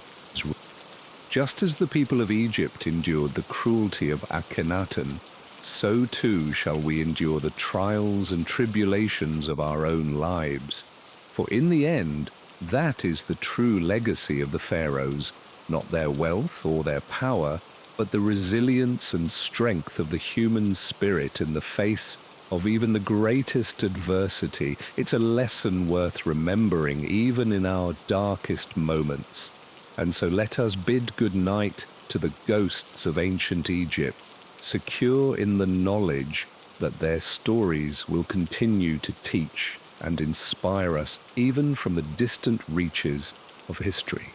May your dreams be filled with the beauty and wonder of this timeless land, untouched by the cruelty of those who once ruled over it. As we turn our attention now to the chaotic period that followed Akhenaten's reign, we find ourselves in a world turned upside down. With the heretic king gone, Egypt was left to grapple with the aftermath of his cruel and disruptive rule. It was a time of uncertainty and upheaval as various factions vied for power in the vacuum left by Akhenaten's death. Into this tumultuous landscape stepped a man who would come to be known as Rome's third. A skilled warrior and shrewd politician, Ramesses saw an opportunity to seize control of Egypt and restore order to the land. But his rise to power was far from smooth, marked by a series of bloody conspiracies and ruthless acts of vengeance. It's said that Ramesses was first targeted by a group of assassins while he was still a prince, loyal to the old gods and the traditional ways of Egypt. They saw in him a threat to their power and influence. And so they hatched a plot to eliminate him before he could take the throne. But Ramesses was not so easily dispatched. With the help of his loyal bodyguards, he managed to fend off the assassins and escape with his life. But the attempt on his life had only hardened his resolve to claim his rightful place as pharaoh. As he set about consolidating his power, Ramesses found himself beset on all sides by enemies and conspirators. There were those who still clung to the old gods and resented his efforts to restore the traditional religion of Egypt. There were rival factions within the court who sought to undermine his authority and seize power for themselves. And there were even members of his own family who plotted against him, seeing in his rise a threat to their own ambitions. But Ramesses was a man of iron will and ruthless determination. He met each challenge head-on, dispatching his enemies with brutal efficiency. Those who dared to oppose him soon learned the price of their defiance as Ramesses unleashed a wave of terror and repression across the land. He ordered the execution of anyone suspected of plotting against him, their bodies left to rot in the sun as a warning to others. He had his own family members tortured and exiled, sending a clear message that not even blood ties would protect those who stood in his way.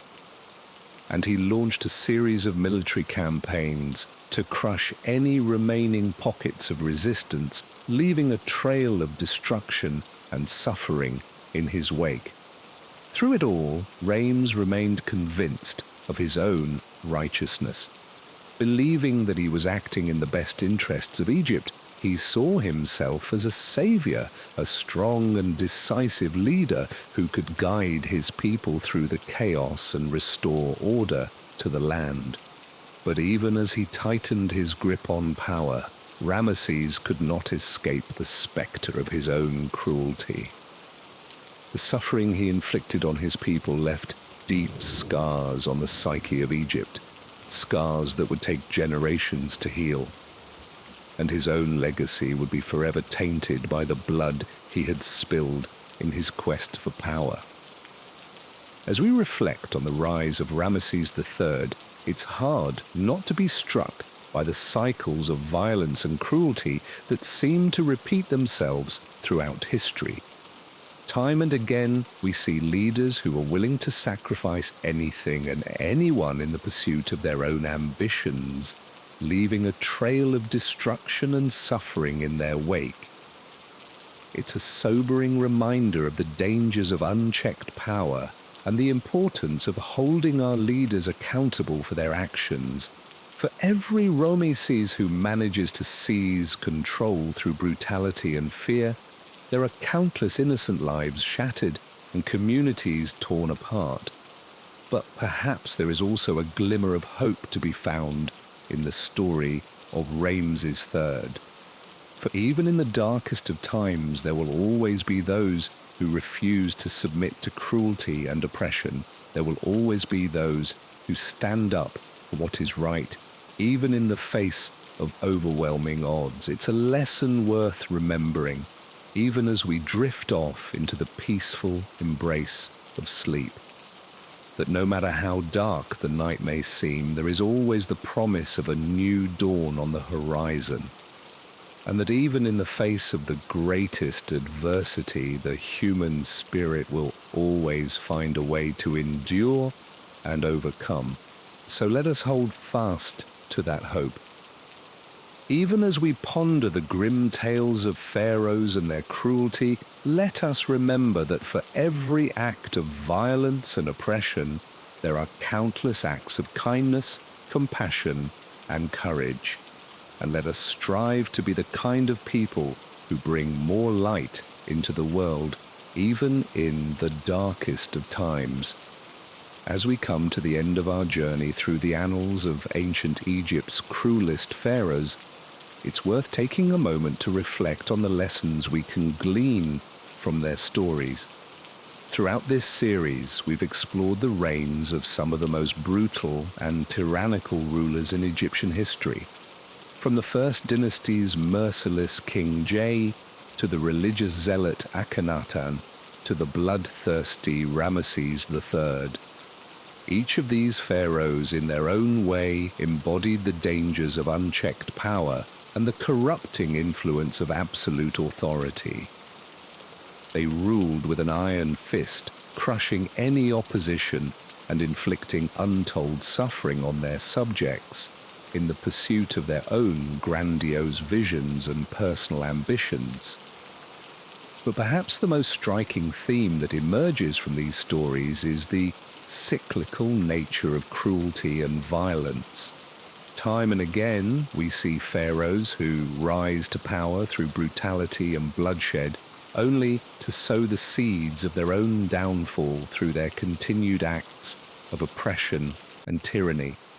It's a pattern that plays out across history, from ancient Egypt to the modern day. Leaders who are willing to sacrifice anything and anyone in the pursuit of power may enjoy a brief moment of triumph, but their reigns are ultimately built on a foundation of suffering and instability. And sooner or later, that foundation will crumble, leaving behind a legacy of pain and destruction. But even in the face of such grim realities, there is still reason for hope. For every cruel pharaoh who left a trail of blood and tears in their wake, there were countless ordinary Egyptians who continued to live their lives with resilience, compassion, and grace. They tended to their crops, raised their families, and found joy and meaning in the simple pleasures of life, even in the shadow of tyranny and oppression. And it's in their stories, too often lost to history, that we can find the true measure of the human spirit. The farmers who toiled under the blistering sun to feed their families. The artisans who crafted works of stunning beauty in the midst of chaos and upheaval. The parents who taught their children to be kind and just in a world that so often rewarded cruelty and brutality. These are the unsung heroes of ancient Egypt, the ones who may not have had the power or the wealth of the pharaohs, but who nonetheless shaped the course of history in their own quiet ways. And it's in their example that we can find inspiration and hope, even in the darkest of times. So as we drift off to sleep, let us hold fast to the memory of those everyday Egyptians and the countless others throughout history who have faced adversity with courage and compassion. Let us remember that even in the face of the greatest cruelty and injustice, the human spirit has an incredible capacity for resilience and renewal.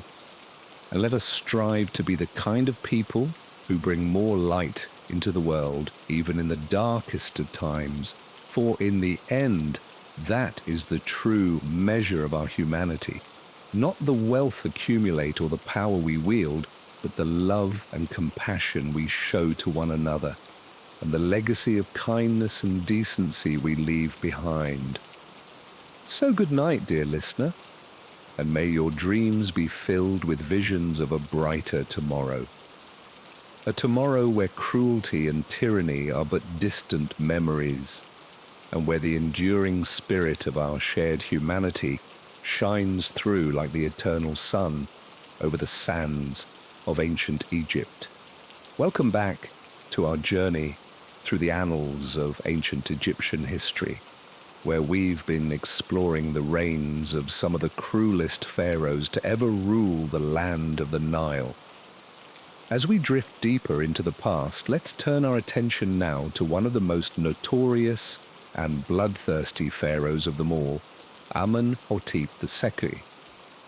Amenhotep II, the seventh pharaoh of the 18th dynasty, was a man consumed by his own ego and a lust for power. He came to the throne around 1427 BC, inheriting a prosperous and stable kingdom from his father, Thutmose III. But while Thutmose had been a brilliant military commander who expanded Egypt's borders, Amenhotep seemed more interested in proving his own might and asserting his dominance over his subjects. From a young age, Amenhotep was known for his physical prowess and skill in sports and warfare. Ancient texts describe him as a champion archer, boasting that he could pierce copper targets with his arrows and even shoot an arrow cleaned through a thick copper ingot. He was said to be able to row a boat faster than 200 men and was a fearsome charioteer. But this strength and athleticism belied a cruel streak that would come to define his reign. Amenhotep seemed to take sadistic pleasure in subjugating and humiliating those weaker than himself. He was known to personally lead captured enemy soldiers back to Egypt, bound at the neck and forced to run behind his chariot. Depictions show him brutally smiting his foes, even clutching them by the hair, as he prepares to strike them down. This cruelty extended to his own people as well. Amenhotep had a vicious temper and was quick to order severe punishments for even minor transgressions. Slaves and servants lived in constant fear of incurring his wrath. He once had a servant's hand cut off merely for stumbling and touching the pharaoh's crown. Another time he ordered a noblewoman to be stripped naked and publicly beaten for speaking out of turn in his presence. But perhaps the most chilling example of Amenhotep's cruelty was his treatment of the so-called Asiatics, the Egyptian term for the people of Syria and Palestine. During his reign, Amenhotep led several military campaigns into these lands, conquering and sacking cities with ruthless efficiency. Surviving inscriptions boast of the great slaughter he unleashed, killing countless men and capturing thousands of women and children to be brought back to Egypt as slaves. In one particularly grim account, Amenhotep orders the capture of several hundred young boys from a defeated city. He then has them marched back to Egypt, where they are mutilated and sacrificed in a mass execution. Their bodies are stacked in neat piles before the gates of Thebes as a gruesome warning to any who would dare defy the pharaoh's power. This was the kind of casual cruelty that defined Amenhotep's reign, a chilling disregard for human life and a perverse enjoyment of the suffering of others. He seemed to revel in his absolute power, believing himself a god on earth who could do as he pleased without consequence. Even in death, Amenhotep sought to showcase his brutality. His tomb, one of the largest and most elaborate in the Valley of the Kings, was filled with depictions of the pharaoh's conquests and the bloody revenge he wrought upon his enemies. On the walls of his burial chamber, Amenhotep is shown clutching captives by the hair, about to smash in their skulls, an eternal reminder of the cruelty that defined his life and rule. As we contemplate the grim legacy of Amenhotep II, it's hard not to shudder at the depths of cruelty one human can inflict upon another. His reign may have been marked by military victories and the expansion of Egypt's power, but it came at a terrible cost in human suffering. In the end, Amenhotep's cruelty served only to feed his own ego and megalomania, earning him a dark place in the annals of history. But Amenhotep was far from the only cruel pharaoh to leave his mark on ancient Egypt. As we continue our journey through this long and often brutal history, we'll encounter more men consumed by their own power, leaving trails of blood and sorrow in their wake. One such man was Ramesses IX, a pharaoh of the 20th dynasty who ruled almost 500 years after Amenhotep II. Though his reign was relatively short, lasting only about 18 years, it was marked by economic turmoil, corruption, and a shocking disregard for justice and human life. Ramesses I came to power around 1129 BC, inheriting a kingdom beset by problems. The power of the pharaohs had been waning for generations, with much of the real authority now resting in the hands of the high priests of Amun, the most powerful religious order in Egypt. At the same time, the royal tombs in the Valley of the Kings had been repeatedly targeted by grave robbers, exposing the shocking decline in law and order. Rather than address these issues head-on, Ramesses IX seems to have been more interested in enriching himself and his inner circle. He was known for his love of luxury and excess, hosting lavish banquets and ordering the construction of grand monuments, even as much of Egypt languished in poverty and strife. But it was his handling of the tomb-robing crisis that truly showcased Rome's cruelty and disdain for justice. In the 5th year of his reign, the royal necropolis was hit by a major robbery with several tombs, including that of the great Ramesses II, being looted of their precious treasures. Ramesses. The ninth ordered an investigation, but rather than attempt to recover the stolen goods or bring the true culprits to justice, he used the incident as an excuse to settle scores and consolidate his own power. The high priest of Ammon, a man named Amenhotep, was arrested and brutally interrogated, along with several other high-ranking officials. Ancient records paint a grim picture of the so-called trials that followed. Suspects were beaten, tortured, and coerced into giving false confessions. Some had their noses and ears cut off as punishment, while others were exiled to remote frontier posts, effectively a death sentence in the harsh desert climate. But perhaps the most shocking aspect of the whole affair was that many of the accused were likely innocent. The true culprits, a gang of professional thieves based in the city of Thebes, were apparently well known to the authorities, but were allowed to continue their activities with impunity, likely due to bribes and corruption. In the end, the tomb-robing trials served mainly as a way for Ramesses IX to remove his rivals and enemies, consolidating his own power at the expense of justice and the rule of law. The stolen treasure was never recovered, and the tombs in the Valley of the Kings continued to be looted for generations to come. But while the tomb-robing scandal showcased Ramesses IX's corruption and disdain for his own people, it was far from the only example of his cruelty.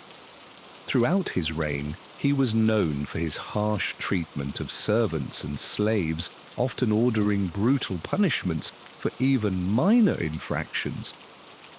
In one particularly disturbing incident, a group of Nubian servants were accused of stealing from the palace kitchens. Rather than investigate the matter properly, Ramesses flew into a rage and ordered all of the servants to be rounded up and executed on the spot. Men, women, and children were dragged from their quarters and brutally put to death, their bodies left to rot in the sun as a warning to others. Such casual brutality seems to have been a hallmark of Rome's IX's reign. He was a man who saw himself as above the law, free to indulge his every whim and desire without consequence. In many ways, he embodied the worst excesses of absolute power. A reminder of what can happen when a ruler is accountable to no one but himself. As we reflect on the dark legacy of Ramesses IX, it's hard not to feel a sense of sorrow for the countless lives destroyed by his cruelty and corruption. Like Amenhotep II before him, he was a pharaoh who seemed to revel in the suffering of others, using his power not to better the lives of his people, but to feed his own ego and appetites. But perhaps there is a lesson to be found in the stories of these cruel pharaohs, a reminder of the dangers of unchecked power and the importance of accountability and justice. For all their wealth and might, these men were ultimately undone by their own cruelty. Their names remembered not as great leaders, but as cautionary tales of the darkness that can lurk in the human heart. As we continue our journey through the annals of ancient Egyptian history, we will undoubtedly encounter more stories of cruelty and brutality, but we will also find tales of great courage, compassion, and wisdom. Reminders that even in the darkest of times, the human spirit can still shine through. And so as we drift off into the realm of dreams, let us hold fast to the hope that we can learn from the mistakes of the past, striving always to build a world ruled not by cruelty and fear, but by justice, mercy, and love. For in the end, it is these things that truly endure long after the palaces of the Pharaohs have crumbled to dust. The story of ancient Egypt is a long and complex one, filled with moments of great beauty and terrible darkness in equal measure. But through it all runs a common thread: the eternal struggle between the forces of good and evil, the pull between our highest aspirations and our darkest desires. As we explore the reigns of the cruelest pharaohs, we are reminded of the dangers of power unchecked, the perils of a society built on the suffering of others. But we are also reminded of the resilience of the human spirit, the ability to endure and overcome even the greatest of challenges. In the end, perhaps this is the true legacy of ancient Egypt, not just the towering pyramids and glittering treasures, but the countless lives lived and lost, the stories of triumph and tragedy that echo down through the ages.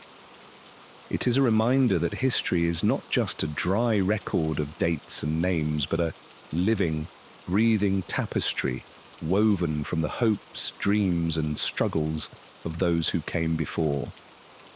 And so, as we drift off into the realm of sleep, let us carry with us the lessons of the past, the wisdom gleaned from the rise and fall of pharaohs and kings. Let us strive to build a world where cruelty and injustice are but distant memories, where every human life is valued and cherished as the precious gift it is. For in the end, it is not the might of armies or the glitter of gold that endures, but the simple, timeless values of compassion, kindness, and love. These are the true treasures of the human spirit, the light that guides us through the darkest of nights and the deepest of shadows. And so let us hold fast to that light, even as we explore the darkest corners of history. Let us remember that for all the cruelty and brutality of the past, there is also great beauty and hope to be found, shining like a beacon through the ages. As we close our eyes and let the gentle currents of sleep carry us away, let us dream of a world where the lessons of ancient Egypt are not forgotten, but rather woven into the very fabric of our lives. A world where we strive each day to be our best selves, to live with courage, compassion, and grace. For in the end, this is the true legacy we leave behind. Not the fleeting glories of wealth and power, but the enduring impact we have on the lives of those around us. May we all strive to make that impact a positive one, to leave the world a little bit better than we found it. And so, my friends, let us bid farewell to the pharaohs and their mighty works, to the cruelty and the splendor of ancient Egypt. Let us carry with us the lessons of the past, the wisdom of the ages, as we journey on through the winding paths of history and life. May your dreams be filled with light and hope, your days with joy and purpose.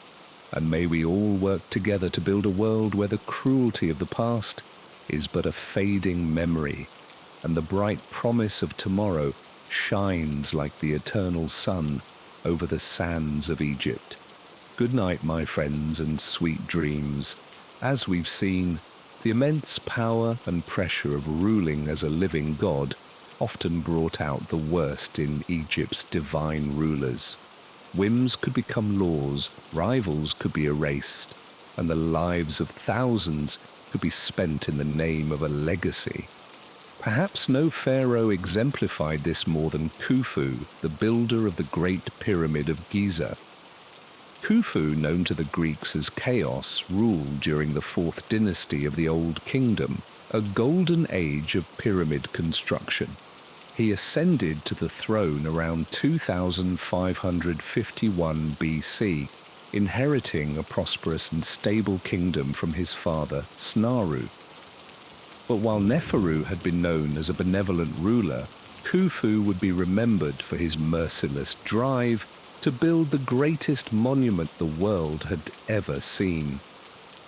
The Great Pyramid was to be Khufu's everlasting statement of power, a towering testament to his divine rule that would endure for all eternity. Standing an impressive 481 feet tall, it remained the tallest structure made by human hands for over 3,800 years. The precision and scale of its construction is astounding even today. But that perfection came at a grave human cost. Ancient Greek historian Herodotus tells us that its construction took 20 years and employed 100,000 men.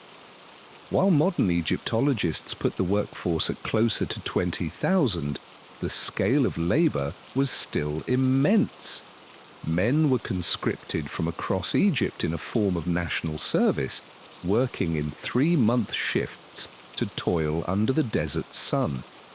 Herodotus claimed that so many workers died that Khufu allowed their bodies to be buried in the foundations to save on tomb space. The Greek historian Diodorus Siculus paints an even darker picture, writing that Khufu was so hated for his cruelty that he had to hire foreign mercenaries to protect him from his own people, even having his family tombs built in secret within the pyramid. He recounts a story of Khufu prostituting his own daughter when he ran short on funds. While some of these tales may be exaggerated, what's clear is that Khufu was remembered as a tyrant, obsessed with his grand vision. No matter how many lives it ground to dust, ancient graffiti from the workers' village hints at this hard reality, making jokes about and pleased to their overseers. One reads, "Friends, how damn drunk I am." Component placement, while another pleads, "Don't make me carry like an ass." For the average Egyptian, being shipped to Giza was a grim sentence of danger and drudgery. The work was grueling and perilous. Limestone blocks weighing over 2 tons had to be cut, transported, hauled up ramps and set with incredible precision. In an ancient world without pulleys, cranes or iron tools, men strained until their bones cracked under the massive loads. Accidents were common and deadly, with workers being crushed or succumbing to exhaustion in the blazing heat. By some estimates, at least one worker perished for every 10 feet the pyramid grew, for all the blood, sweat, and tears poured into its stones. The pyramid was ultimately a monument to Khufu's ego. His cruel acts in its construction faded from public memory, while his name endured in stone, a testament to both human achievement and the vanity of kings. As the Greek philosopher Aristotle would later write, "To be a king is to be the cruelest and loneliest of creatures, and no cruel act goes uncounted."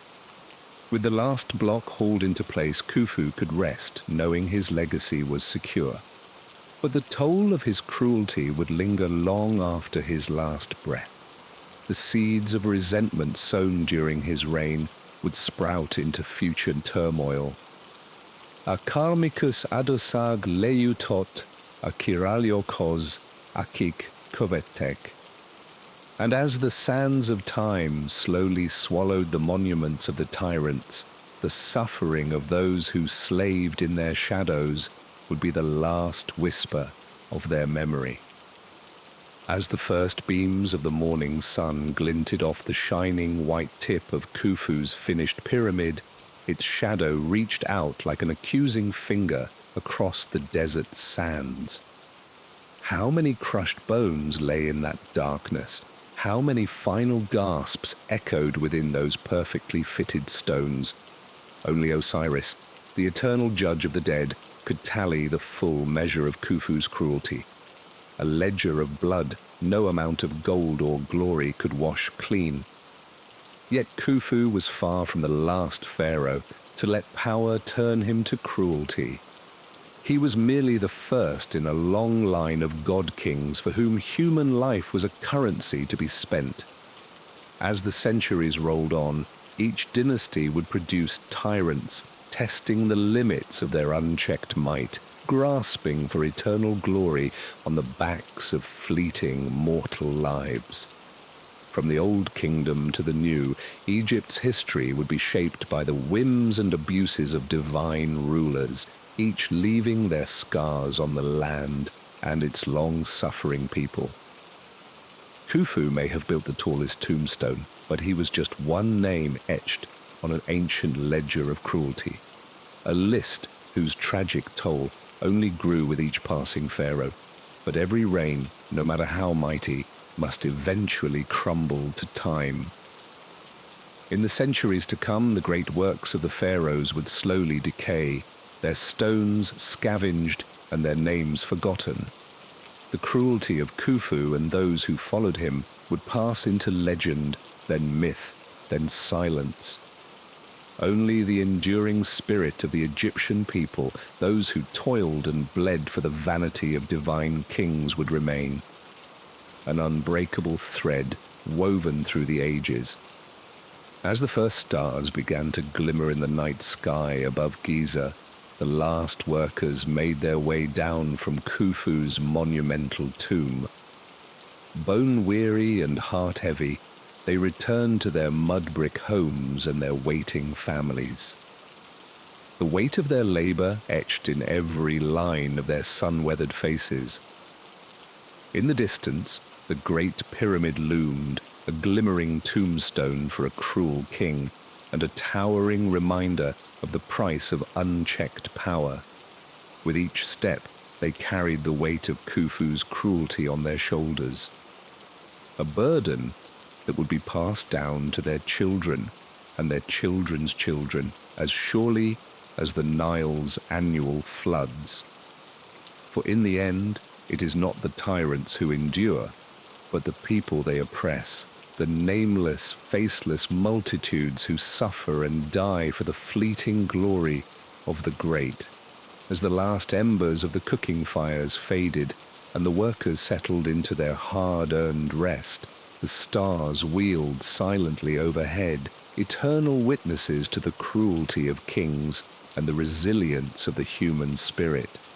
And though the names of the pharaohs would fade, the legacy of their abuses would linger, a whispered warning passed down through the ages of the perils of power without compassion. For in the end, what is a king but a man with a crown? And what is a cruel king but a tyrant who has forgotten the true measure of greatness, not in the height of his monuments, but in the depths of his mercy? It is a lesson that echoes through the annals of history, from the sands of ancient Egypt to the halls of power today. A timeless reminder that the true test of a leader lies not in the scale of their achievements, but in the weight of their humanity. As the last notes of this tale of Khufu's cruelty fade into the night, let us remember the nameless thousands who bore the brunt of his vanity, the men, women, and children whose blood built a monument to one man's ego. And let us carry their story with us as we drift into the realm of dreams, a testament to the enduring power of the human spirit in the face of even the cruelest of tyrannies. For in the end, it is not the pharaohs who live on in our hearts, but the people they ruled, the farmers and the craftsmen, the mothers and the fathers, the dreamers and the doers, who form the true backbone of ancient Egypt. It is their faces that peer out at us from the faded fresco, their hands that shape the timeless artifacts we marvel at today, and their stories that whisper to us across the millennia, a reminder that even in the darkest of times, the light of human resilience can never be fully extinguished. So let us honor their memory as we slip into slumber, cradled in the arms of history and lulled by the distant lapping of the Nile. And as we wander through the shifting sands of our dreams, let us carry the wisdom of the ancients with us, a guiding star to light our way through the challenges of our own times. For in the end, the true legacy of ancient Egypt lies not in the towering monuments of its tyrants, but in the enduring spirit of its people, a spirit that lives on in each of us, as timeless and indomitable as the eternal flow of the Nile. And it is this spirit that will guide us through the ages, a beacon of hope and resilience in a world that is ever changing yet forever the same. So let us rest now, secure in the knowledge that we are but the latest chapter in an ancient story. A story of cruelty and compassion, of tyranny and triumph, and of the unbreakable bonds that tie us all together across the ages and across the sands of time. And as we drift off into the welcoming embrace of sleep, let us carry the memory of Khufu and his great pyramid with us, not as a monument to one man's vanity, but as a testament to the indomitable spirit of the human race, and a reminder that even in the face of the cruelest adversity, hope and resilience will always endure. Good night, dear listener, and may your dreams be filled with the wisdom of the ancients and the unquenchable fire of the human spirit. For in the end, it is this fire that will light our way through the darkness and guide us towards a brighter dawn. A dawn where the cruelty of kings is but a fading memory, and the true greatness of the human heart shines forth like the eternal sun over the sands of Egypt. After the tumultuous reign of Akhenaten, Egypt was desperate for stability and a return to the old ways. But the transition of power was anything but smooth. A series of short-lived pharaohs took the throne, their rules punctuated by intrigue, conspiracy, and bloodshed. It was a time of chaos and uncertainty when it seemed like the very foundations of the Egyptian state might crumble. Into this breach stepped a man named Ramesses, a general and royal relative who would later become known as Rameses III. A born warrior with an iron will, Ramesses was determined to restore order to Egypt and solidify his own power. But to do so, he would have to be as cunning and ruthless as any pharaoh who had come before him. Ramesses' path to the throne was not an easy one. He was not the direct heir, and there were others who had a claim to the crown. But Ramesses was not one to let obstacles stand in his way. With a mix of political maneuvering, bribery, and outright force, he systematically eliminated his rivals and consolidated his support among the nobility and priesthood.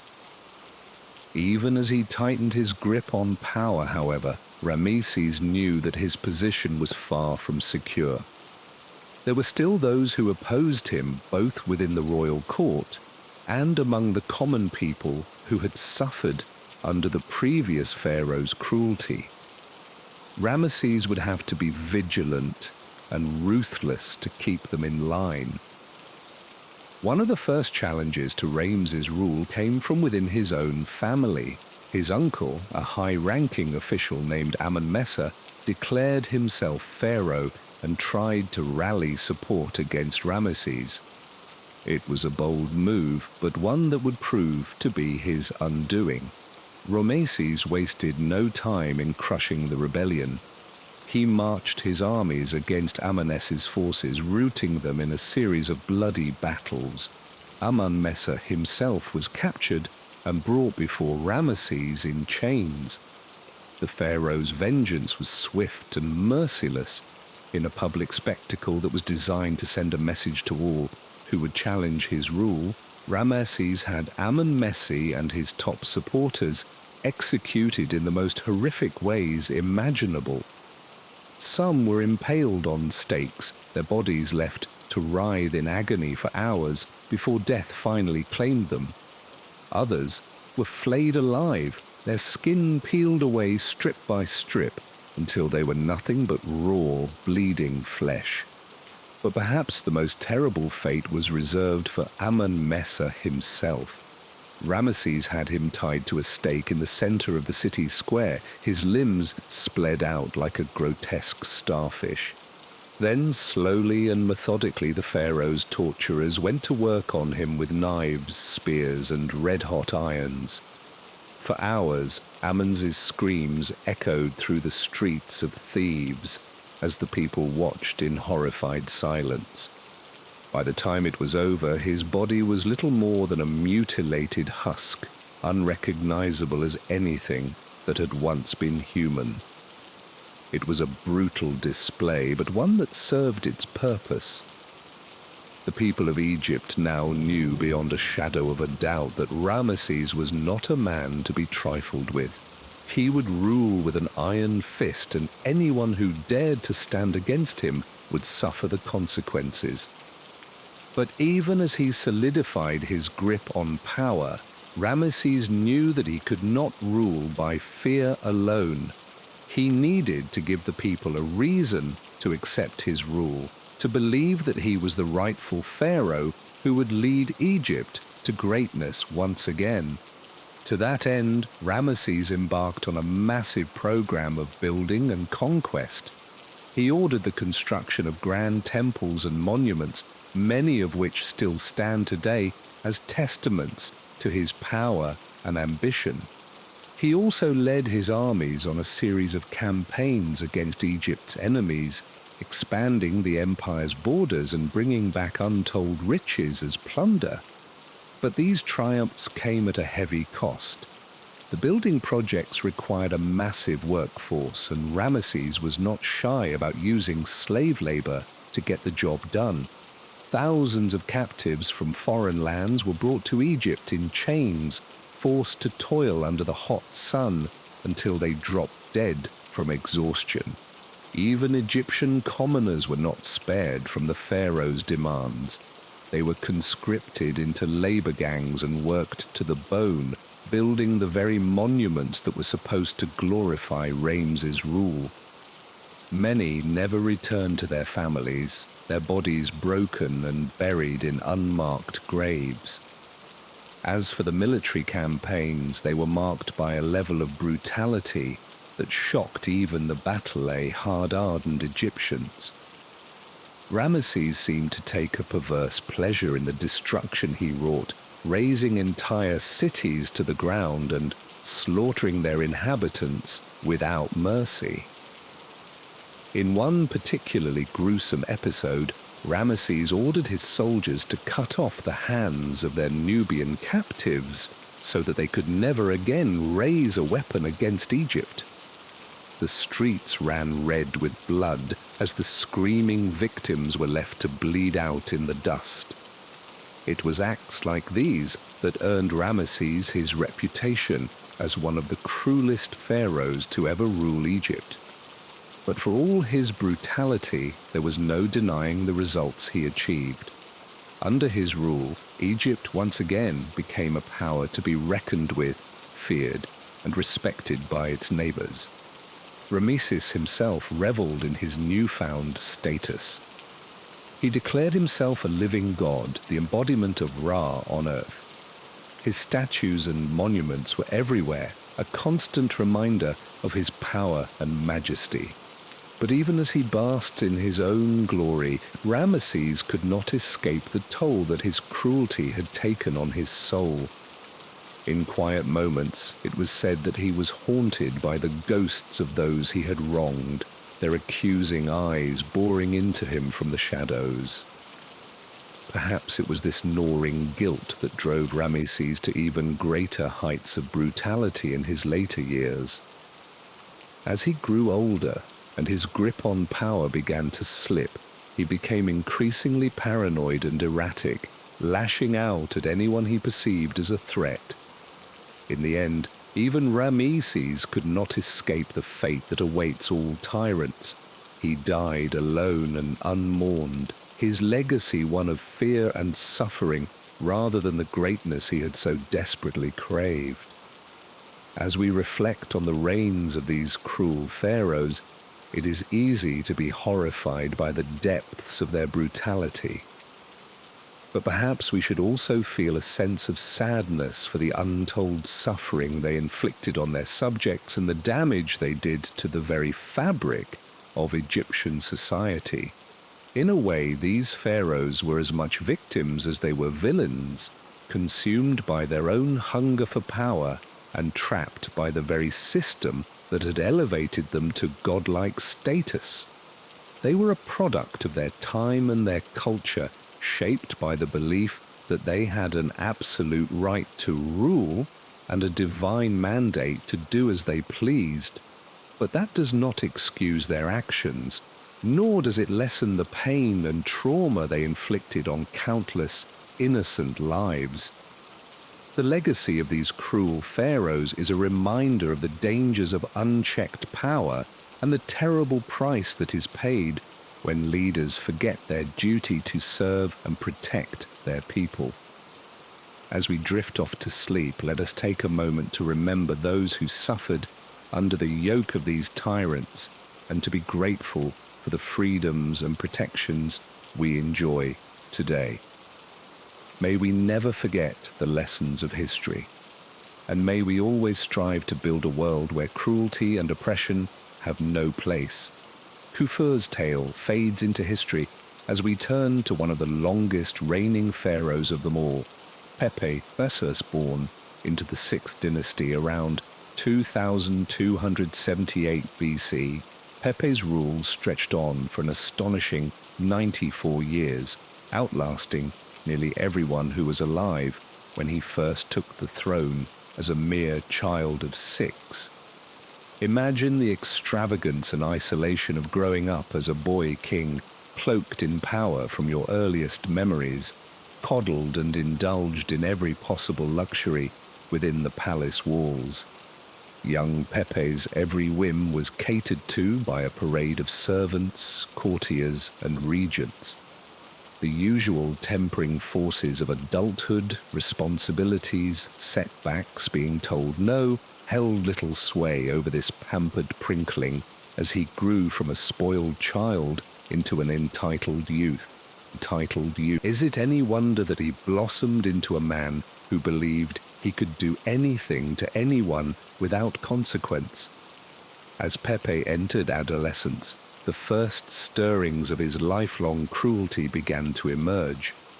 Court legends speak of a teenager, quick to anger and eager to flaunt his absolute authority in the pettiest of ways.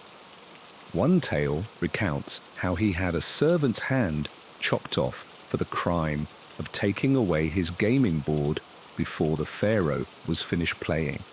Another describes his disturbing fascination with watching executions and tortures, a grotesque hobby that would persist throughout his long life.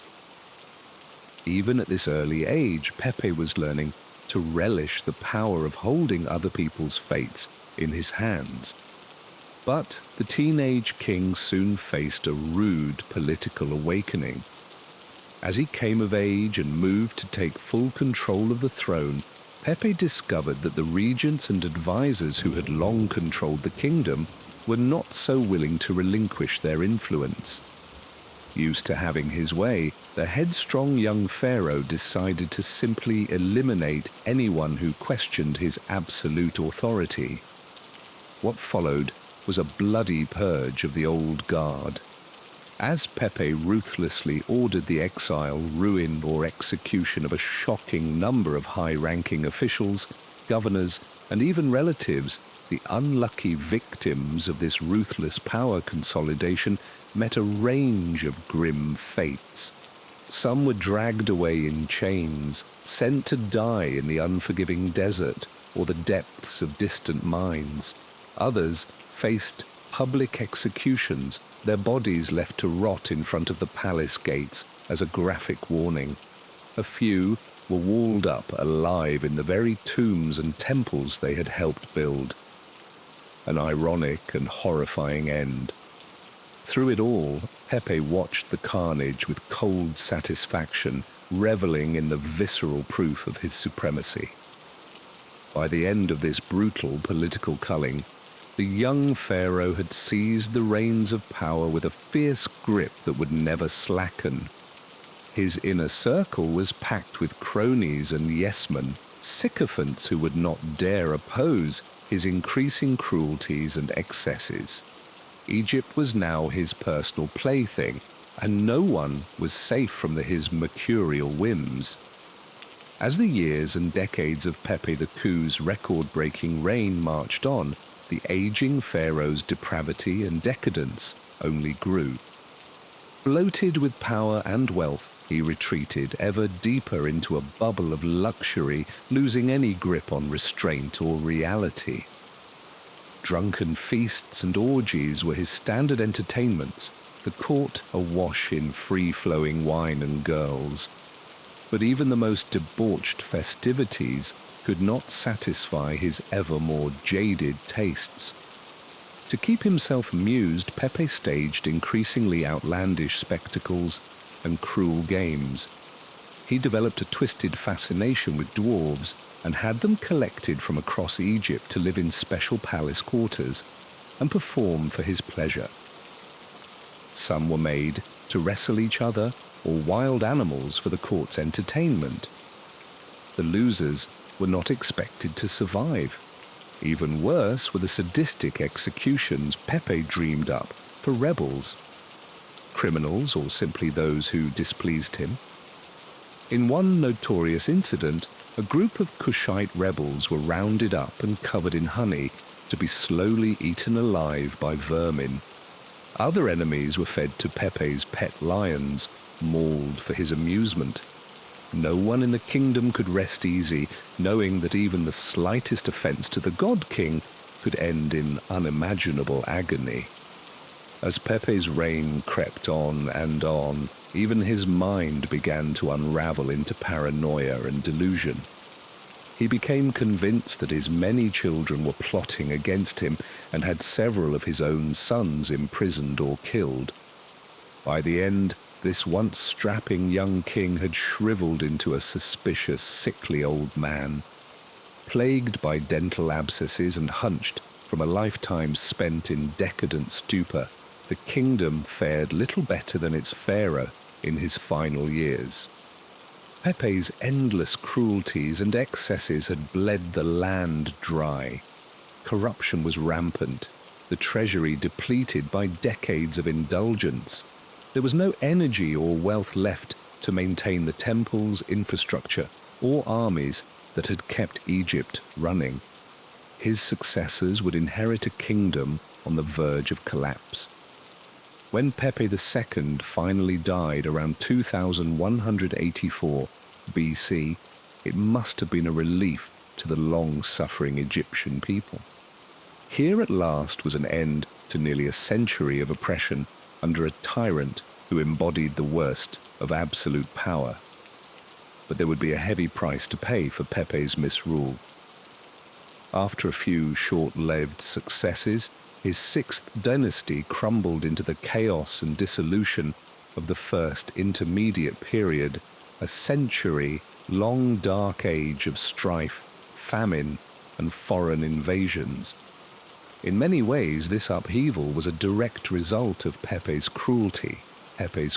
By so ruthlessly purging the nobility and bureaucracy to consolidate his power, the pharaoh had hollowed out the support beams of the state.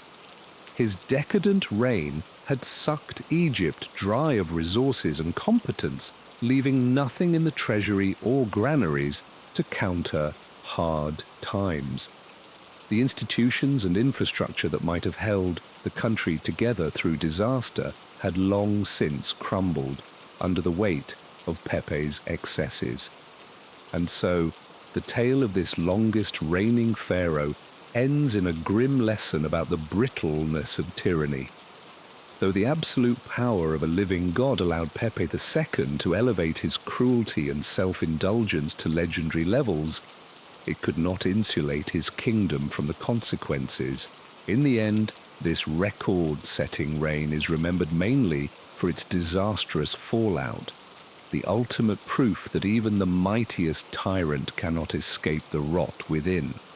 As we've seen, the reigns of many pharaohs were marked by astonishing cruelty and brutality, but perhaps none more so than that of Akhenaten, the rebel pharaoh who upended millennia of Egyptian religion and culture in the name of his own obsessive vision.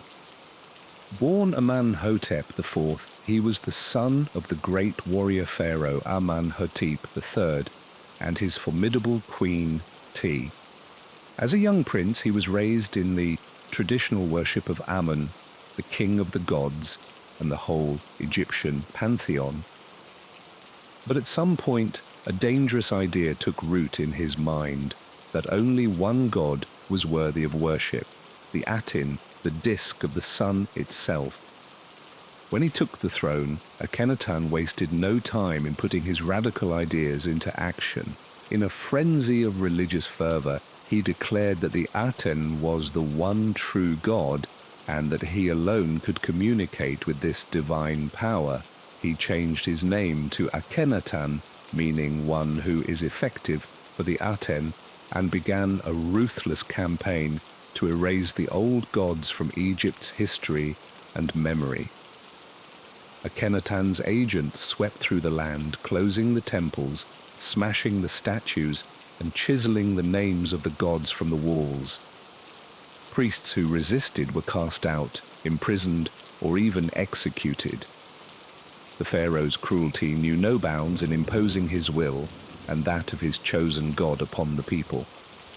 But Akhenaten's vision extended beyond just religious reform.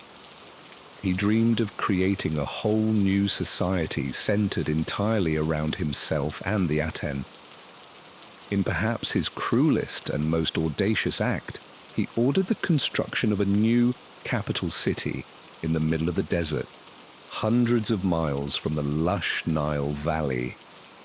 This was Akhetaten, the horizon of the Aten, a gleaming metropolis of white limestone temples and palaces built on a staggering scale.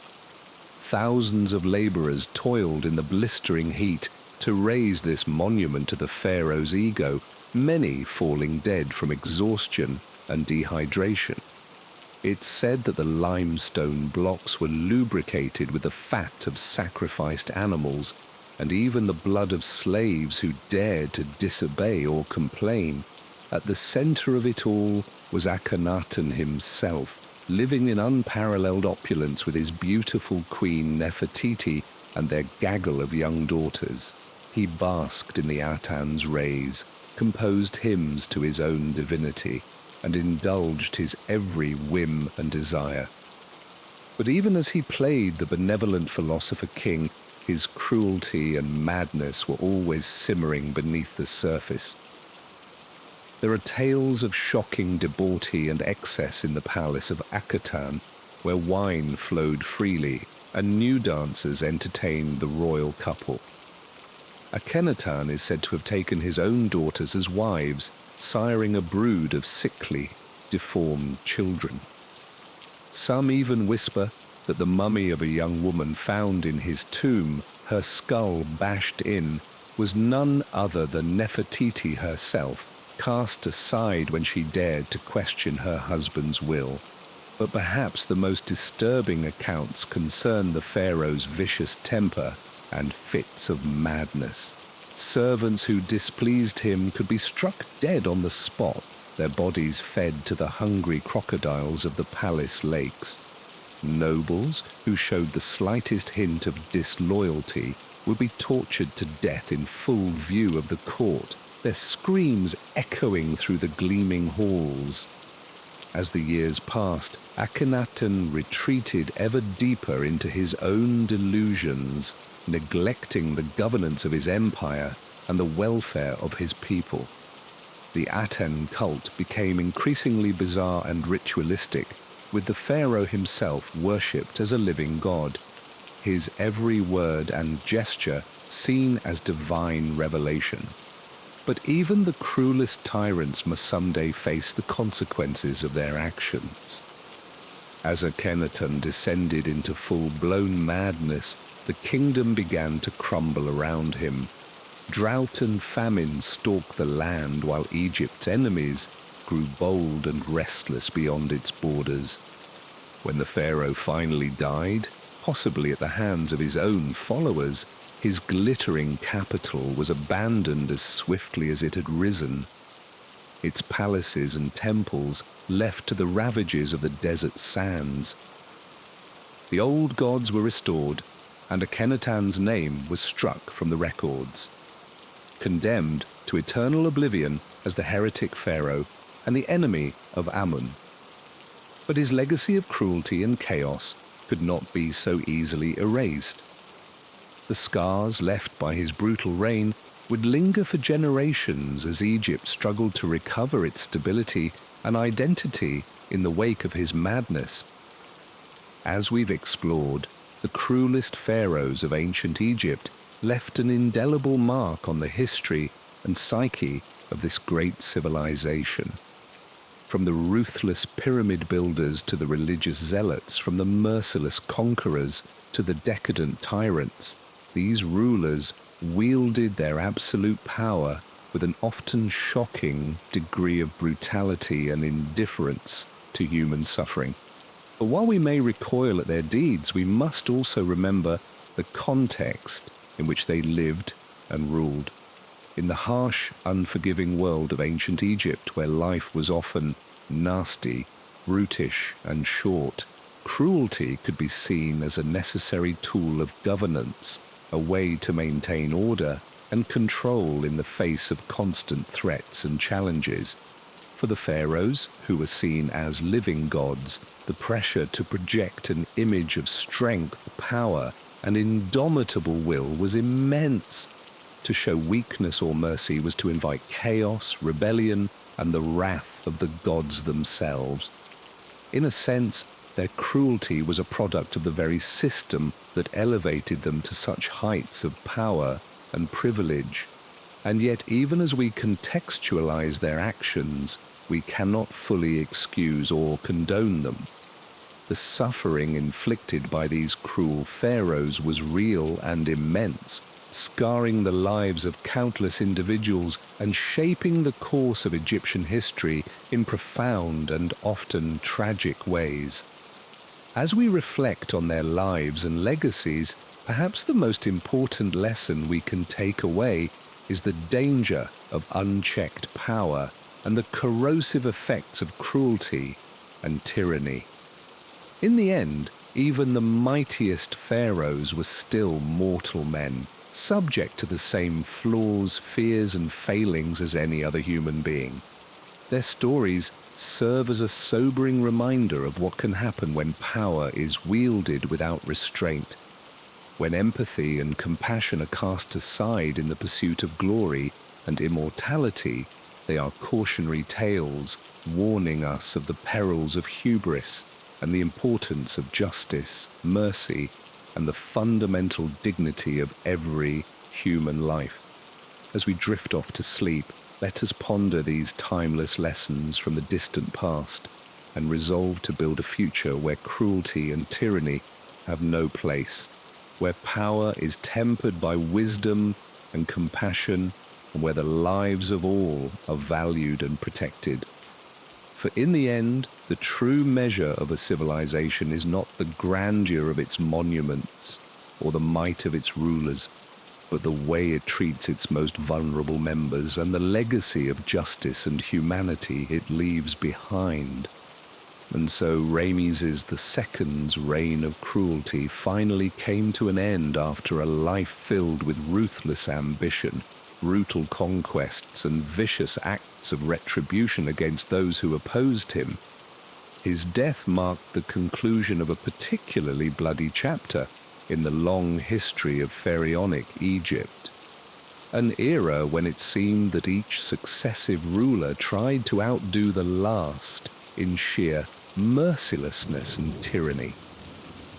As we've journeyed through the centuries, we've witnessed the depths of cruelty that the human heart can descend to when given unchecked power. From the earliest pharaohs, like J, who executed servants to serve him in the afterlife, to the heretic king Akhenaten consumed by religious zealotry and madness, and on through the military might of Ramesses the Great, it's clear that absolute power can corrupt absolutely.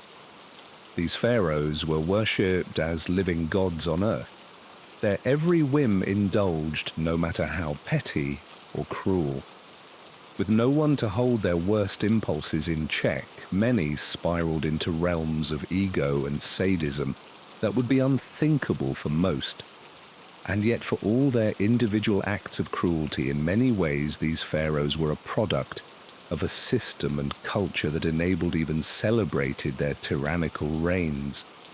The entire power structure and religious doctrine of ancient Egypt was designed to elevate pharaohs as supreme, unquestionable beings. From birth, they were pampered and praised, raised to believe they had the divine right to rule however they pleased. Dissent was not just dangerous, but heretical, a society-wide recipe for breeding the cruelest of dictators. Perhaps some pharaohs took the throne with good intentions, but when you're told you're a living god, it's all too easy to start acting like a demon. But for all the pomp and power of the pharaohs in life, their cruelty ultimately couldn't save them from the equalizing hand of death.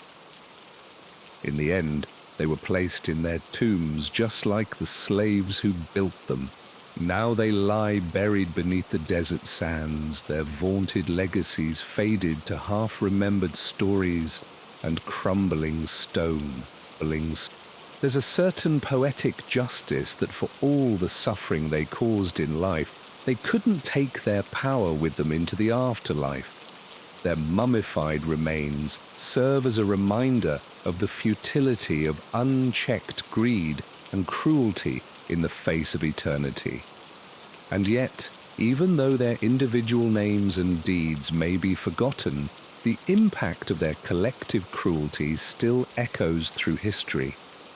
The fear they instilled, the cultural norms they shaped, the cycles of brutality they perpetuated.